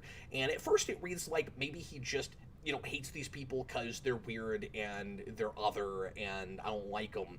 And he talks, and he certainly talks that way, and he's being offensive, and he's saying like you things, but from his perspective, he does not understand what's going on, and he doesn't understand these people. And I'm saying air quotes because it's by the end of the book, you could absolutely make an argument either direction for whether or not these creations of visions actually count as people. I tend to think ultimately they do. Yeah. Yeah, that's where I fall under it, I think. And then the question Uh, is like, did Virginia just like again make poor choices because she didn't have the right guidance, or was she always going to go that way? Was it inevitable? I mean, after all, her kids don't go off the deep end and start murdering people, but her son nearly does that. So I mean, like, is it inevitable? Is it that his daughter is able to break through that somehow, and the wife couldn't, and then the son is somewhere in between where he might have gone that way but he didn't? Like, is it that they all had a choice or not? yeah. Yeah, like I said at the beginning, it leaves so much of that stuff just kind of open-ended where you can kind of have your own reading for it. But it doesn't feel lazy at the same time where you're like, I'm having to do King's work for him. It's just, here are these ideas. What do you think about them? That's a really good point. Yeah. No, that's not a criticism. That's not me going, okay, the Mhm. book really needs to come down somewhere on this. It's I like that it reads as an impossible thing to decide, and it's chilling that when you get to the end, you feel the same way about the protagonist. Yeah. Yeah, no, absolutely.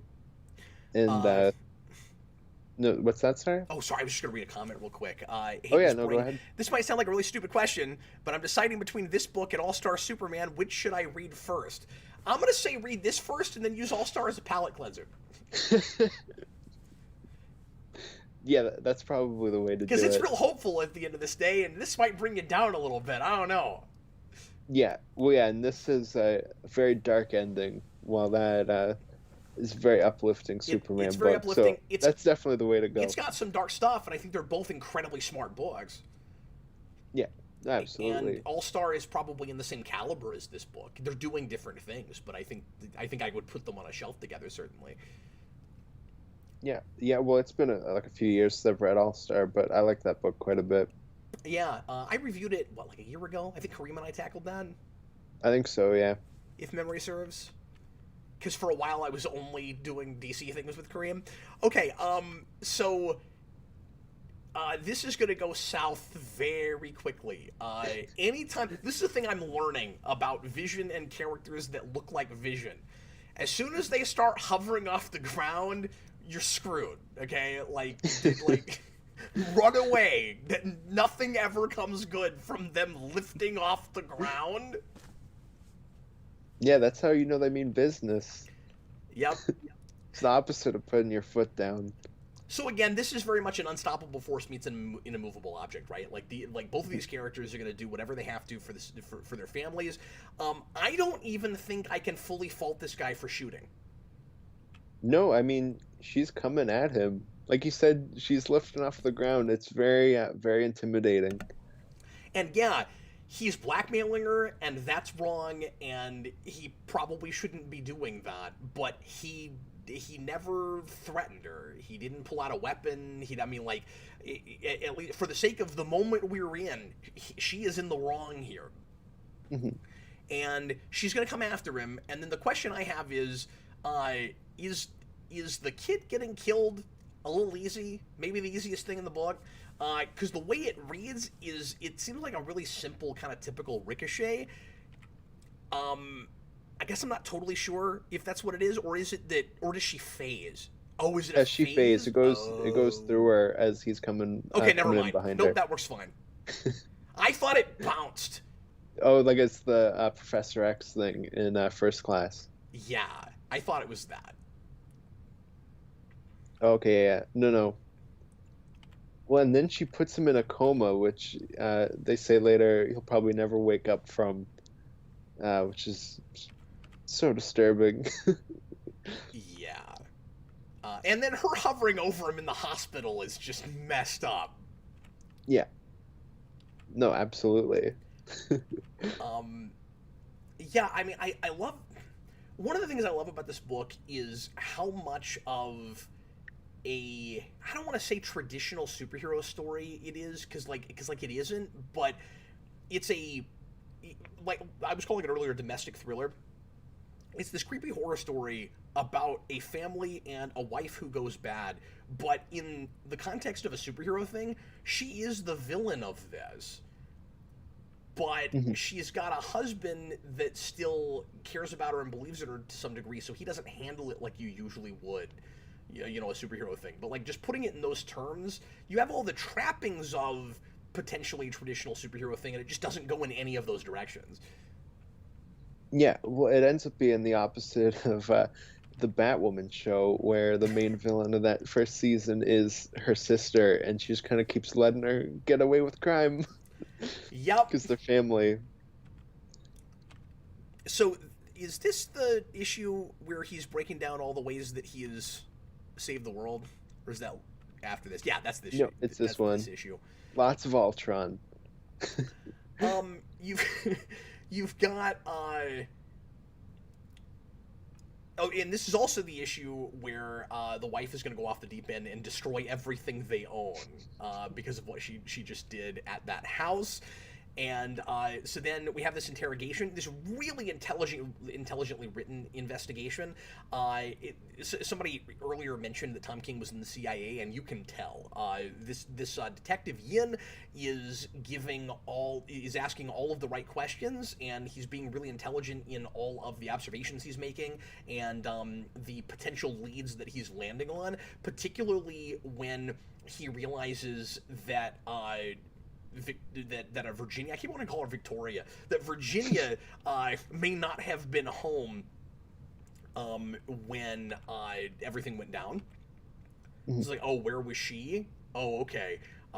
Because initially he thinks that the kid might have gone and killed CK's dad, but now he's kind of got his sets turned on his wife, and this is the place where Vision finally tells a lie, which is very unusual for him, and he doesn't have all the information. And you start to get the sense that if his wife had told him everything from the beginning, he probably would have just become an accomplice and let her get away with all of it. Yeah, no, absolutely. Because even when he finds, because it's the beginning of next issue, I think, when it's not Sparky at that point, but the dog finds Grim Reaper's corpse, and he's like, "Well, I can't say anything now because, or is it that? Oh no, it's when he finds out about the dad. When he's like, I can't say anything now because I already lied for you. Yeah. So at this point, I'm an accomplice." Oh yeah, you're right, because he could have. I mean, he could have gone to the police at that point. Mm-hmm. Yeah, exactly. Yeah, he mentions it to her where he's like, I can't say anything at this point because, like, I've already lied for you to cover it up. How influenced is this by dramas of the mid-2000s?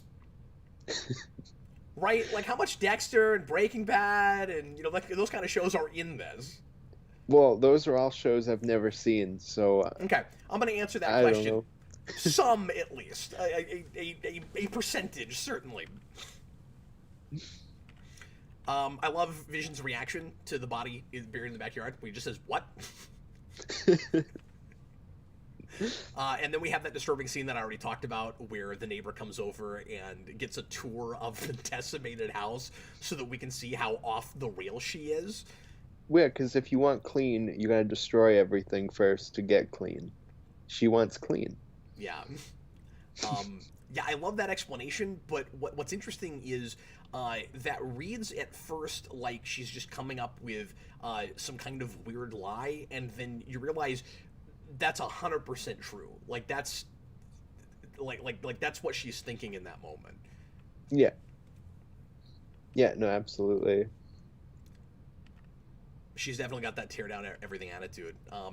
And then speaking of Dexter, um, Yeah, my personal most disturbing scene in the book.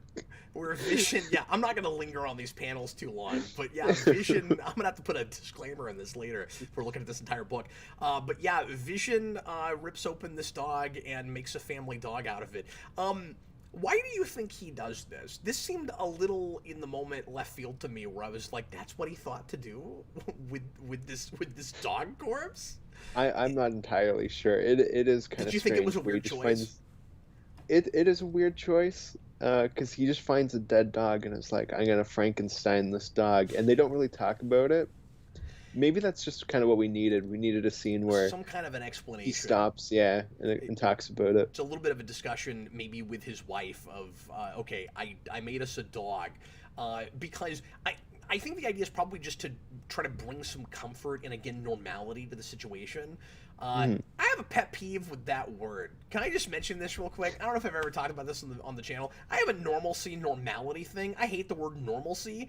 I don't like it. I can't remember who it was, but sometime in the early, I think, 20th century, one of the presidents did a speech that put in the word normalcy. And normalcy was not a word before that.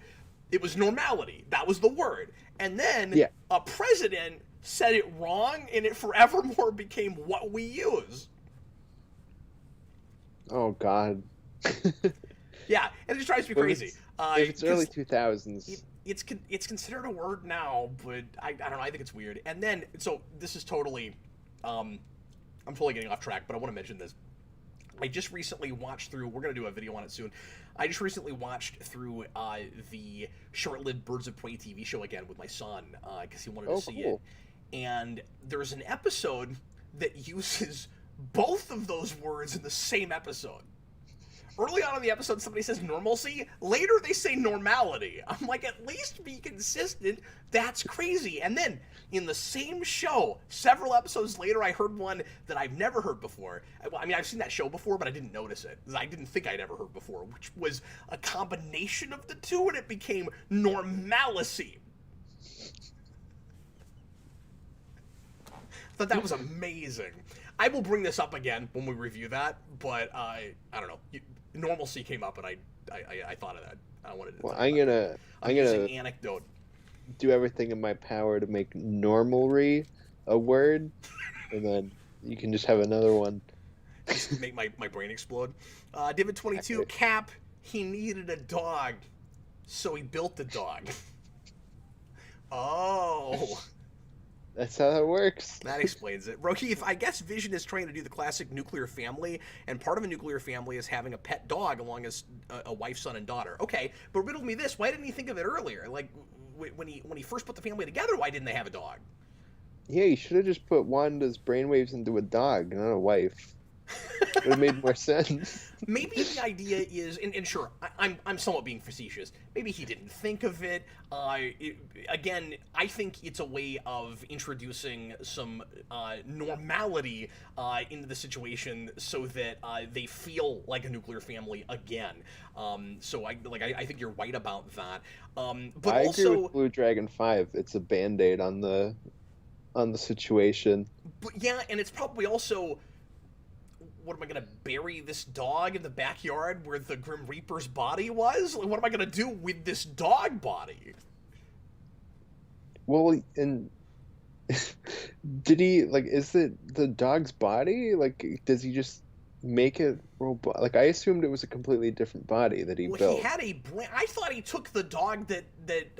Well, he takes the brain out of it. I just assumed he built a robot body for it. Because Oh, it's that's like, true. He's still got to get rid of the rest of the body. Yeah, okay, never mind. Forget what I said. No, that's a good point. Yeah, okay, I don't know.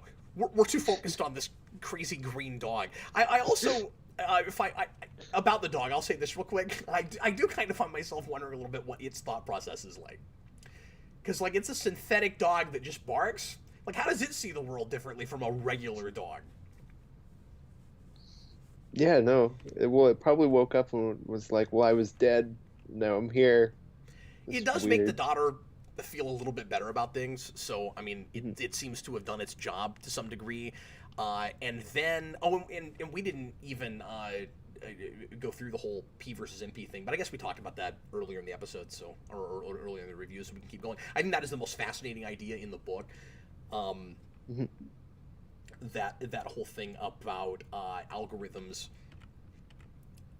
And then we get the flashback issue with Scarlet Witch, where he makes the mistake of telling a joke about a toaster, which comes back to bite him later when she decides to say, "You're not real, you're a toaster." Yeah, and we also get Bessie the Hell Cow. I think that's who that is in this issue, which I lost it at Oh, because that's really? awesome. I Yeah, never well, heard one of of them's that. a cow at the dinner table. I just assume that's Bessie the Hell Cow, but I could be wrong. Maybe it's another cow. I think I'm as disturbed by Vision smiling that wide as I am his putting together a Frankenstein dog. It's really creepy. Yeah, no, I don't like it. The toaster thing takes me back to one of the beloved episodes of Star Trek: The Next Generation, Measure of a Man, where Riker calls Data a toaster when he's on trial to decide whether or not he counts as a person, and then turns him off. He says Data is a toaster, and he turns him off. The fact that we went back to that word here made me wonder if Tom King's a Star Trek fan and if he was borrowing that from Melinda Snodgrass, or if they both thought of that separately, or if the Oh, toaster line interesting. came from an old issue of the of Avengers and was brought in here. Because I had that a lot where I was like, with some of these flashbacks, I wondered if some lines were directly lifted. It seemed pretty clear that some of the Ultron stuff must have been, or Tom King's just really good at writing Silver Age dialogue. Yeah, because well, in that toaster line, it's like toaster is so specific. I have to It's imagine that's not a it's coincidence. really specific. It Yeah, it also comes up in the first scene. I think. I think it's real early. the couple when they're going to the Vision household. I think they also mention the toaster thing. I I was laughing really hard because there's this scene of this flashback where these two, where the twins ask Vision why he's white. Because I mentioned this to Austin earlier, but when I was a kid, my dad for some reason ended up taking us to like an all black skating rink once. And it was like the only people that usually went there were African Americans. But for some reason, we ended up going to the skating rink, and everybody was really nice there. They were fine with us being there. But there was this black kid that skated up to me and asked me that question. And I was a lot taller than him, so he looked up at me just like that. So I had a flashback to that. I was like, "Why are you white?" And in the moment, I just I was taken aback by that, and I was like, I'm not sure. No, no. In that moment, you were like, "Look, I died and then came back without my memories. That's You are why. not my child." That's why. That's why that happened. But yeah, again, giving me a lot of history. I was not aware of this being how they handled the resurrection. That Oh, like okay, he yeah. came back as like not actually Vision, but just using his memories. And it says I think like some of the parts, and then later on somehow he's something. He's the actual Vision. Well, to be His honest, original after Infinity programming. War, I assumed this is what we were gonna do with Vision, because he goes gray when he dies in Infinity War, and obviously he has the stone ripped out of his head, and they talk about how that's a part of his personality. Oh, So that I was in wondered if Infinity this is War. I what they couldn't were even remember going where with it it. was. And I've read part of that, but I never finished it. No, no, like the Infinity War movie. Oh, I thought you meant that was in one of the old Infinity things. Okay, No, because I no. don't know where White any of. Vision is in Infinity Gauntlet though, so it does happen before that book. Okay, thanks. Because I was confused for a second. Because I thought he was around in that stuff. Yeah, no, no. I meant after Infinity War the movie. I assumed we were going White Vision Oh, I with see his what you're saying. character. Okay, so don't confuse me by bringing the movies into this. It's all confusing. I'm bringing everything together. It's all one multiverse. And then we have this kind of charming moment where she kindly brings Vision the diamond that has her personality in it. And then that scene is made less charming whenever I start thinking about what all that leads to. And just the twisted ways this goes horribly, horribly wrong. But this is wonderfully well bookended. I love everything about this issue. Once again, That's great. it reminds me a lot of, like we said earlier, the Doctor Manhattan going back through time thing, and I think it's about as good. Yeah, one of the things I had when I just first heard about the story was like for me, I think of Vision with Scarlet Witch, so it was just kind of weird to be like, here's Yeah, his family that are all just other visions, and then obviously you read the book and it's like, no, no, Scarlet Witch is a very important part to the story. I needed that. I was really glad that it went there. Yeah, no, absolutely. And I don't know if you had this, but as soon as she starts murdering people, I was like, okay, there's a Scarlet Witch component to this somewhere. Like, Yeah, like I said, she's she goes trying crazy to like Wanda. she's trying to create the reality that she wants out of the raw materials that are around her in a way, right? And Yeah, we also have that line, and I thought this was really profound too. I'm not going to remember the exact word choice. We have that line toward the beginning where Vision says that the whole point of human existence is for people is to like try to give meaning to that which has no that meaning, which I think. I can't remember what exactly it is, but it's basically just people make up stuff. Yeah. Is essentially what he's saying. Is social constructs, right? Mhm. Is like people take a thing that's not real and they try to make it real. Like that's the whole point, and that's what he's doing. And by the end of the book, he says, "I want to be like I want to be them." And he's willing to do really scary things potentially to be us, and it I don't know it's hard, it gives you pause. Yeah, no, absolutely. But again, I think she's also kind of trying to create to create her own world in a way. And then we get Victor, and I appreciated getting all the background with him because I didn't know about this either. He's another son of Ultron in a Yes, way. my first experience with this character too. He was apparently in Avengers AI, which is a book I remember coming out, but I never read. Yeah, yeah, and the Runaways too, they say. And I've read some Runaways, but I just don't remember that character if he was in the stuff I read. Yeah, I couldn't tell if he was there from the start or if he just kind of comes in later. Blue Dragon 5 says kind of like the Ultron line of thing isn't beautiful because it lasts. Yeah, that's a good point. But yeah, I didn't know Well, that we have a Ultron. line from Age of Ultron that's almost here exactly. It's the I am line, except he says we are instead of I am at one point. I can't Oh, I remember didn't which even think issue of it's that. in. I didn't know Ultron could create. It was ever to a place where he could create a synthetic life form that could pass as human. Yeah, no, I've never seen him do that either. I didn't realize it was a thing he could do. Uh, Although I'm assuming it's way later, so maybe he developed that tech later. I know these are minor enough characters, but we should also probably point out that King had the guts to kill some people off in this book, and Hmm? that like that helps it, of course, to read like not just a part of a serialized universe that has to reset status quo all the time, but like this reads like a real novel. There's real stakes, and I don't mean to say that things are just cool because people die in them. Uh, but it adds some weight to a murder story, certainly, and Yeah. of course we're able to kill off these synthetic creatures that we came up with for this book, but we also kill off some people that haven't been around.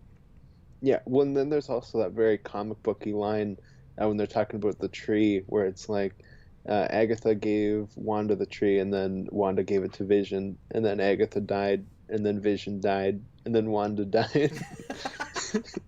I know. I read that and I was like, see, this is comics, man. Every single one of these characters is back now. Yeah, no, everybody's died at some point. Rokeith, his first appearances, and the characters that we killed here will be back at some point. I mean, Absolutely. it's been 5 or 6 years. I bet Grim Reaper has already been in a book since then. I bet he's already died since then. Rokeith, his first appearance is in Runaways Volume 2, Issue 1. You probably read the first volume when the kids are on the run from the Pride in LA. Yeah, that's exactly right. So I have not experienced that character. Good to know that I don't remember that character because I didn't actually read about him. Lewis reads like a graphic novel cap. LOL. Yes, I just mean it reads. I just mean it reads like a novel in that you could take this exact story and not this exact story, but you could do a horror novel that is the skeleton. This book. It is very literary. It is very novel-esque. So were you surprised to find that he was a mole, or did you call it? In the moment, I'm trying to think back because it's been like a few weeks since I read it the first time. Yeah. I think it surprised me at the time. It did me too, and then I felt kind of dumb about it because it was like the timing of this is really convenient. Like this guy shows up just after Virginia killed a man and got a kid killed, and after she's gone nuts, and they're still living in this house in this like really sad, dilapidated state, and then the uncle shows up, and we're gonna pretend like everything is fine. Like, I guess I felt like something had to be going on, but I didn't call that he was the cause of it. That he was the something is wrong thing. Hmm. Yeah, no, I didn't either, and I think his whole like addiction thing with vibranium is really interesting. Yeah, we didn't I've do a never lot seen with that it. before. No, we didn't. It's just kind of there for like the one issue where we talk about it. Well, I can't remember. Was that in a flashback, or is that in present day where he's like asking somebody if they have vibranium, and he's like, "Oh, okay, that's fine," It's flashback. and they just moves on. I thought it was a flashback. Yeah, because there's like a whole thing where he gets to the house and he realizes that the piano is vibranium, and he's like, "Oh, like I didn't even come here for that." And then it's like this happy accident, and then him taking the vibranium, I guess, is what messes with his powers and causes him to kill Vin. I did not even notice this bit where Viv has her head on his shoulder.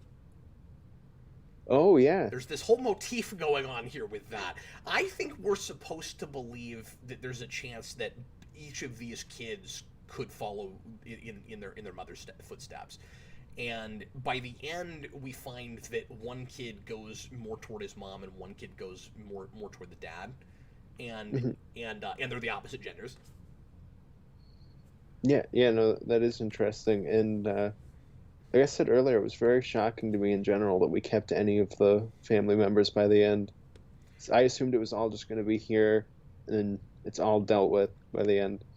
Yeah, but that is probably, like, if he was thinking this was going to continue to be an ongoing, that's probably why. And I wonder if anybody picked up on that or plans to, because this has been 5 years now. Well, even like the ending, I wonder if anybody's ever picked up on that. So we are already at the 2 hour mark. We're only a couple issues from the end, though, so we're doing okay. Here's that scene. I don't understand it. Somebody help me out. So we have this Mickey Mouse picture in the background that I think has got to mean something, and they're having this. They're having this conversation. I'm trying to remember what exactly this whole thing was about. Just how he's proud of Vision for putting this family together, and says he doesn't think he could do that. And I'm thinking that in some way this is supposed to be subtext that is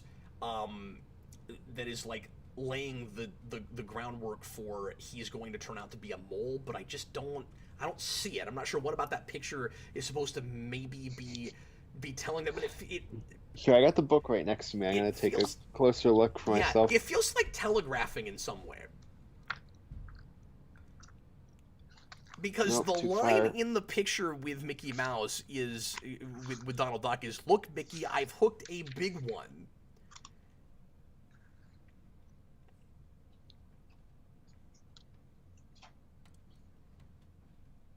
And it seems just too vague to say, well, he hooked the big one because he's pulled the wool over his eyes and he's gonna catch him. Like, I don't think it's that.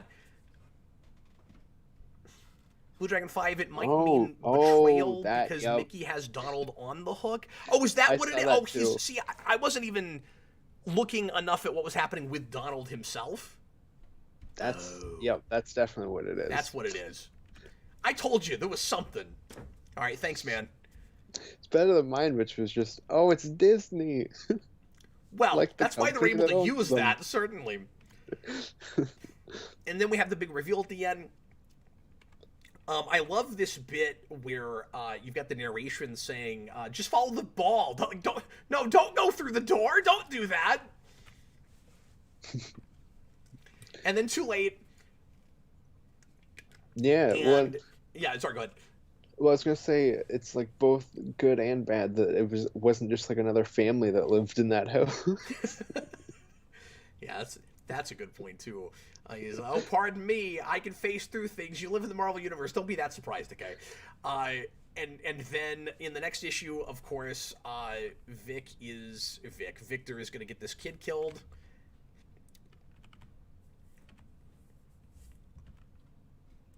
Yeah, yeah, because And it's the vibran. He's been boosted by the vibranium that he took from the piano. oh, I And didn't this, even pick up on that. I didn't the first time. It was just the second time reading it where I went, "Oh, that's what's happening here." Okay. And then this is also where Vin burns down the house.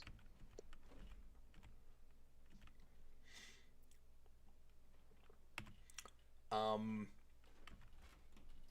Yeah, I mean, most of the point of this issue is just getting us to a motivation for Vision to want to get revenge on his brother. Hmm. Yeah, this is setting up why Vision would turn against the all the other heroes and kill them. I also don't know if there's an intentional parallel here, but you've got Victor in the corner with his head in his arms in the same way that Vin was that way a few issues ago when CK died. Oh yeah, that could be.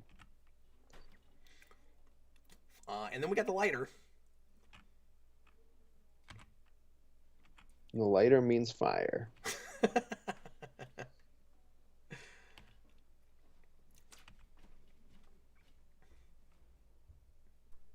Blue Dragon 5 says, real shady move by the Avengers.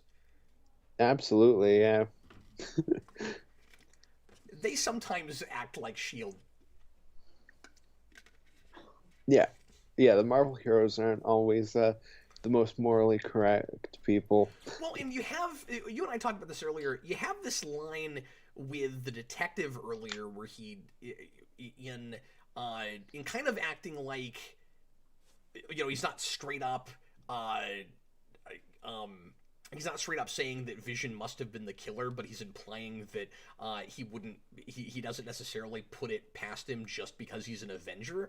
He says, well, you're an Avenger, I assume you people sometimes avenge. And I found that line kind of curious. Like, that might be a thing that he's just saying in the moment to be kind of intimidating. Or I don't know, maybe intimidating is the wrong word, but just trying to push him in a particular direction, trying to push his buttons and stuff. But then I started thinking, I wonder if people in the Marvel universe think that about the Avengers, and if they do, they should be like horrified of these superheroes all the time. Like, oh, can we take that literally? You guys avenge? Yeah, well, yeah, because their name like kind of has no meaning in a way because they don't really avenge anything. Blue Dragon 5, using Vision's family against him. They trust Victor more than Vision, and he's also a son of Ultron. Yeah, and I don't think you can say that he's proven himself any more than Vision has, and maybe Vision lays on the number of times he saved the world too thick, because that's his answer to everything in this. But yeah, I don't. That's a good point. I don't know. I don't know that it's fair of Tony and the Avengers at large to trust Victor more than they do Vision. At the same time, they're already raising an eyebrow at Vision creating more of himself.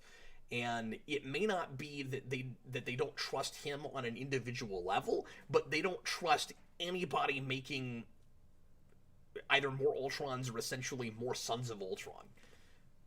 Where it's like, his heart might be in the right place, but I don't trust what they do. Yeah, no, I think they're definitely, because obviously they have Agatha coming in to be like, Vision's already gonna, like, he's gonna do this, and they already have some concerns with him, with this whole family setup he's doing. So there's already a bit of a disconnect with them and Vision.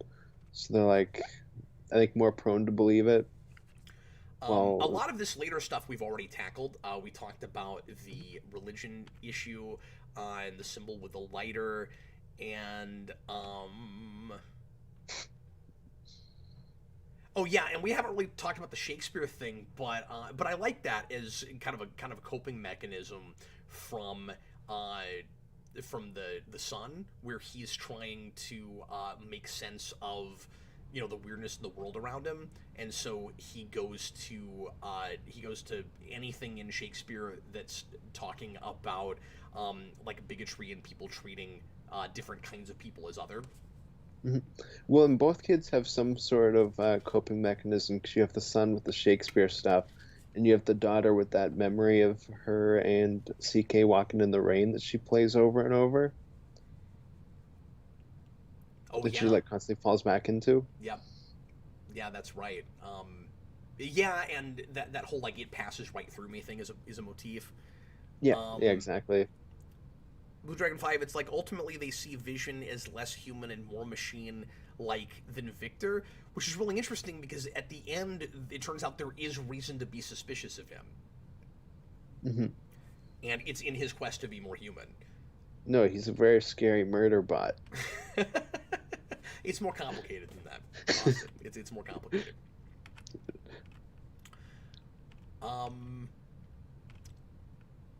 I like this shot, that shot of him flying, and you have the poster of Wonder Man that's like lined up with him, with Vision, above all the other heroes. I don't know where we're talking. Oh, yes, that's right. That's right. Yeah, yeah, it's the like first page in that issue, or one of them, anyways. Yeah, and again, the setup and payoff is really nice. We've got a really good sense of world building, if you want to call it that. We've got this poster for this movie, and then later we're going to break into a movie theater and we're going to see it playing. Yeah. You also get a very strange line from Spider-Man that feels very weird. Yeah, it's just this era we're in, even still with Marvel, where you have certain characters that if they show up, they've got to be like, I don't know, almost heightened versions of themselves, where it's like we need like really jokey characters to only tell jokes unless they're really important in a story. Yeah, well, and I know, I think you and Eric have talked about this before, where for the longest time, kind of everybody had the Spider-Man voice down, and then at a certain point, people just kind of lost it. And Connor just showed up. Hi, Connor. I'm totally with you on this. This is how I have felt this whole time we've been talking about this. He says, I picked this up, read the first 2 pages. It gave me an existential crisis, so I put it down until I was mentally ready for it. I still have yet to pick it back up. that's fair. Blue Dragon 5, the lighter may be a symbol of trust from the old purist guard of Avengers. With Cap, and Vision uses it as his means of escape. That may be a good read. I need more time with it. Yeah, that could be it. This bit where she breaks the table when she finds out. Is this when she finds out that her mom killed the kid? Yeah, yeah, and they're paralleling her mom earlier when she breaks the table. Well, yeah, because right after this, you expect everything in the house to be destroyed again. And Vision will walk in and be like, the table's broken.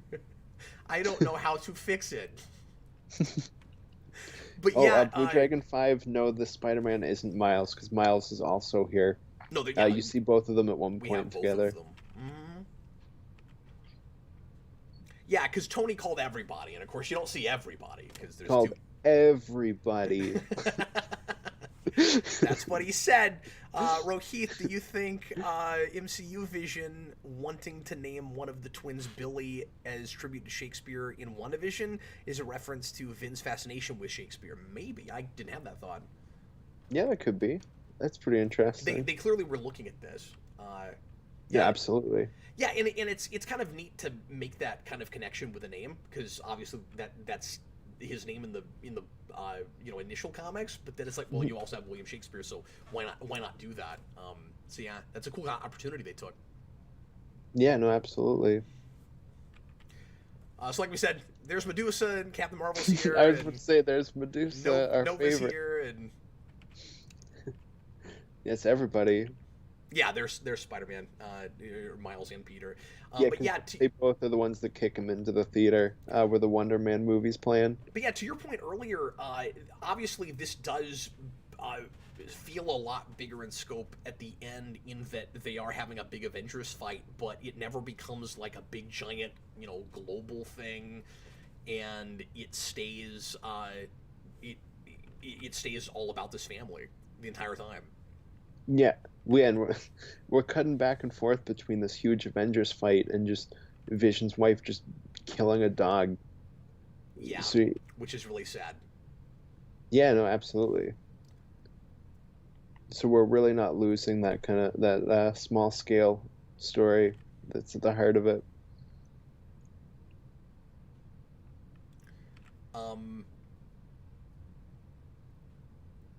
And then we have okay, so then we have the death of Victor, and you've got Virginia showing up to kill her so that Vision doesn't have to, and it will turn out that she is saving the world by doing that because she has also seen the future that Agatha did and knows that if she doesn't stop him in that moment, he will go off and end up destroying the world. It's a very Hero Season 1 situation or a Days of Future Past situation. I gotta be honest with you, I'm getting sick of alternate scary dystopian futures that we know about at the beginning of a story and we have to fix them. Well, Marvel has so many. Way too many things go to that. Marvel does it all the time. Nobody should be surprised anymore when they find out about a scary future they have to prevent. Like, it's almost become... Sometimes this is hyperbolic. Sometimes it feels like that's become, like, the conceit of these stories, right? It's like, this week, we're going to find out about some freakish, horrible thing that's going to happen, and we have to fix it. That's just the premise at this point. This handles it as well as anything I've ever seen. It's really good. I'm not worried about time paradoxes. I'm not worried about timelines. This doesn't break my brain in any way. It is the conceit of the story. But oh man, I'm sick of these. Like this is wonderful. Can we please stop going to that well all the time? Yeah, somebody needs to do the story where like somebody comes back in time. They're like, we got this bad future. We got to stop, and they do it, and then somebody else comes, and it's just like a never-ending loop. Yeah. Rohit, do you think the Avengers would have okayed the plan with Victor if Steve Rogers was Cap and Odinson was Thor? I figure not, since they've known Vision and are more noble than Tony. At this point in the publication, yes. I would say yes, even though I don't know if I would buy it. Because, well, I'm trying to remember, is this not right around where you had, like, Nazi Cap? So, like, that gets really dicey, because he's doing all kinds of weird things. Yeah, I feel like this is a few months away from that. Because what I almost said was, this is during a period where Steve Rogers made Deadpool an Avenger, and if he would do that, he would do anything, but then I remembered, wait a minute, I think that was Nazi Cap that did that. So I guess I don't know, but yeah, all things being equal, I think you're right. I think it's less likely. But then you could make the argument that Tony shouldn't go there either. But then, we very often play him as a little bit more morally ambiguous and justifies the means. Well, and Iron Man's like my second favorite Marvel character, and Marvel has a history of throwing him under the bus. So, Yeah, exactly.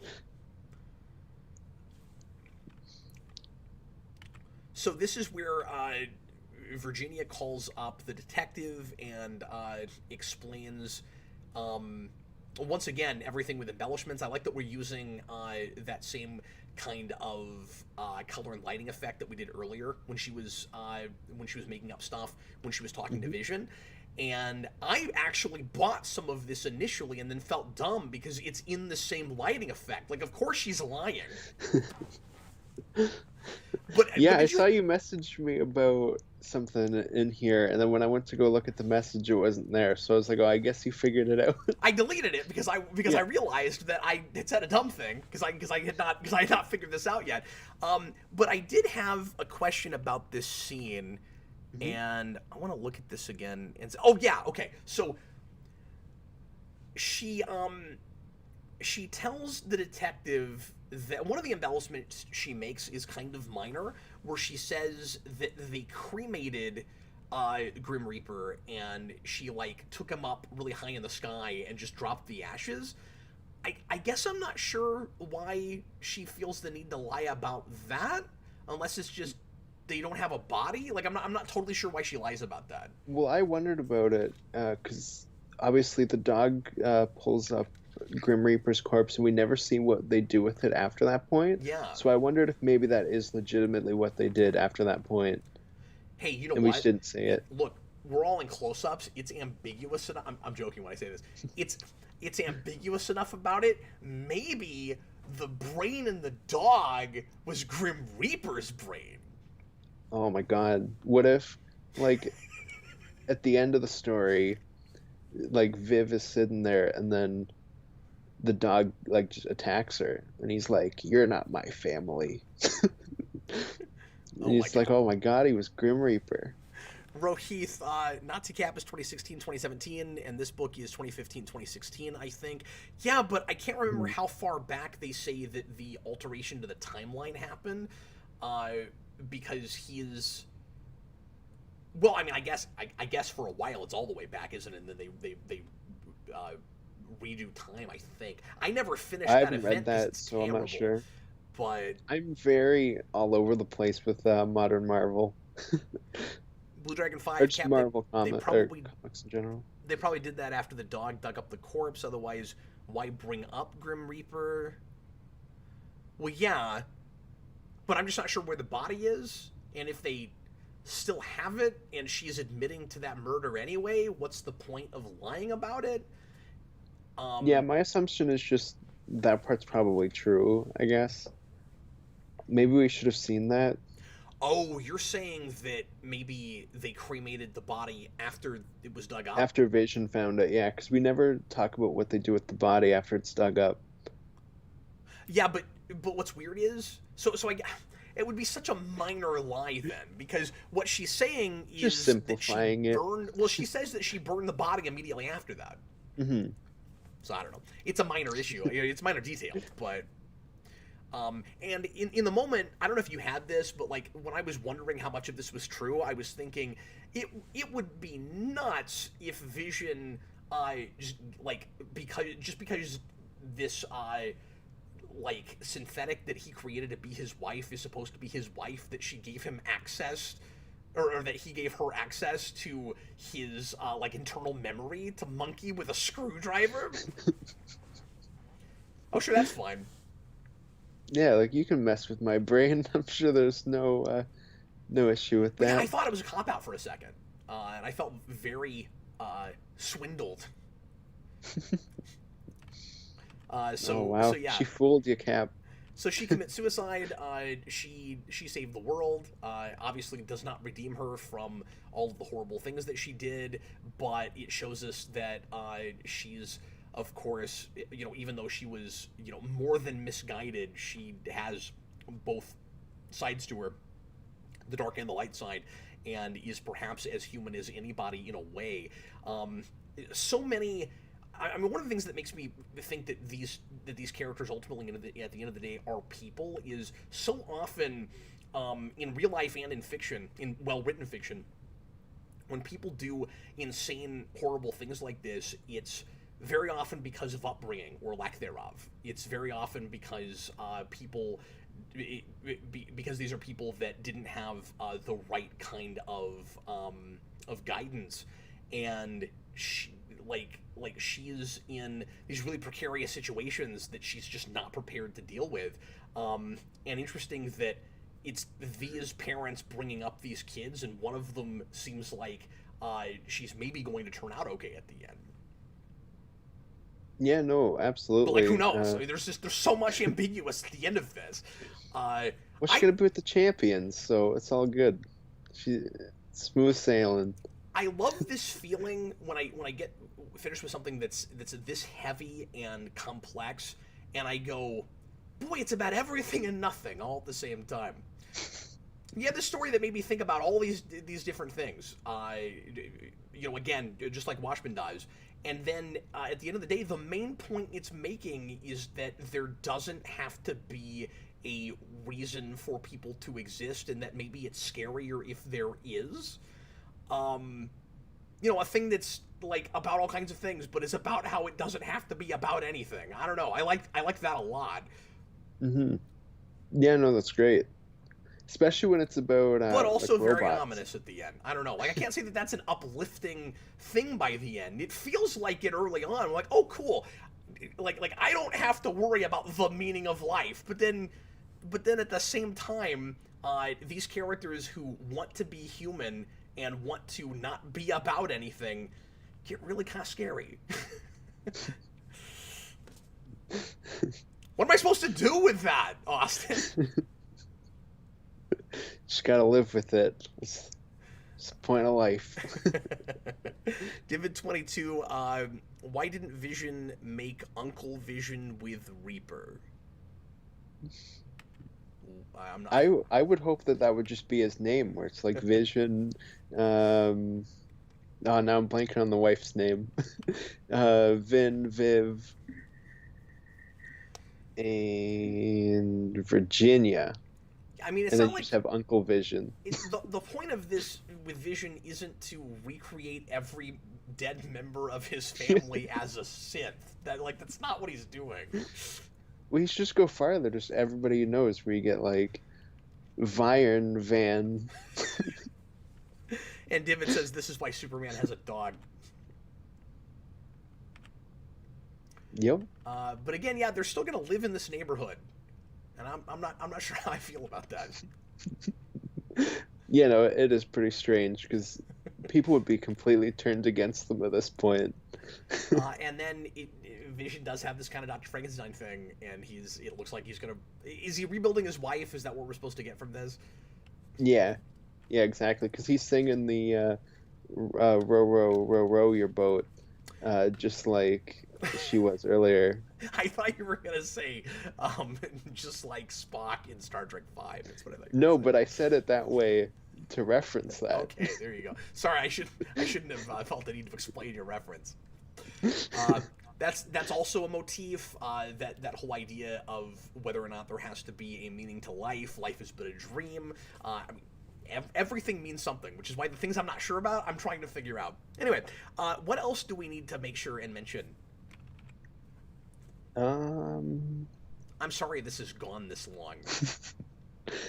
Yeah, I'm not sure. I feel It's like we dense, covered. and I'm not sure how that happened. And I don't know. We should have started the chronological right away. But after we had mentioned a few things, I was thinking, this is dense enough. We probably just need to tackle it in order.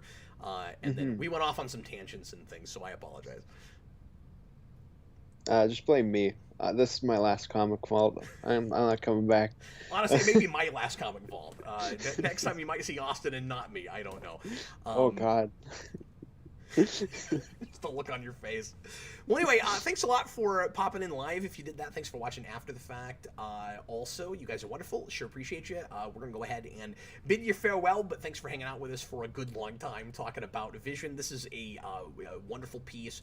I think it's going to be well remembered for a long time. Do you put it in, I don't know if you like to use this word, do you put this in a masterpiece category, or is it just, is it close to that, or? I don't know. I feel like I'd need to live with it more, but as of right now, like, yeah, I really like it. It's really great. Well, that's the last word, I think. Thanks a lot, Yeah. everybody, for watching. Sure appreciate it. And we'll see you again next time. I was Captain Logan. This is Austin, and happy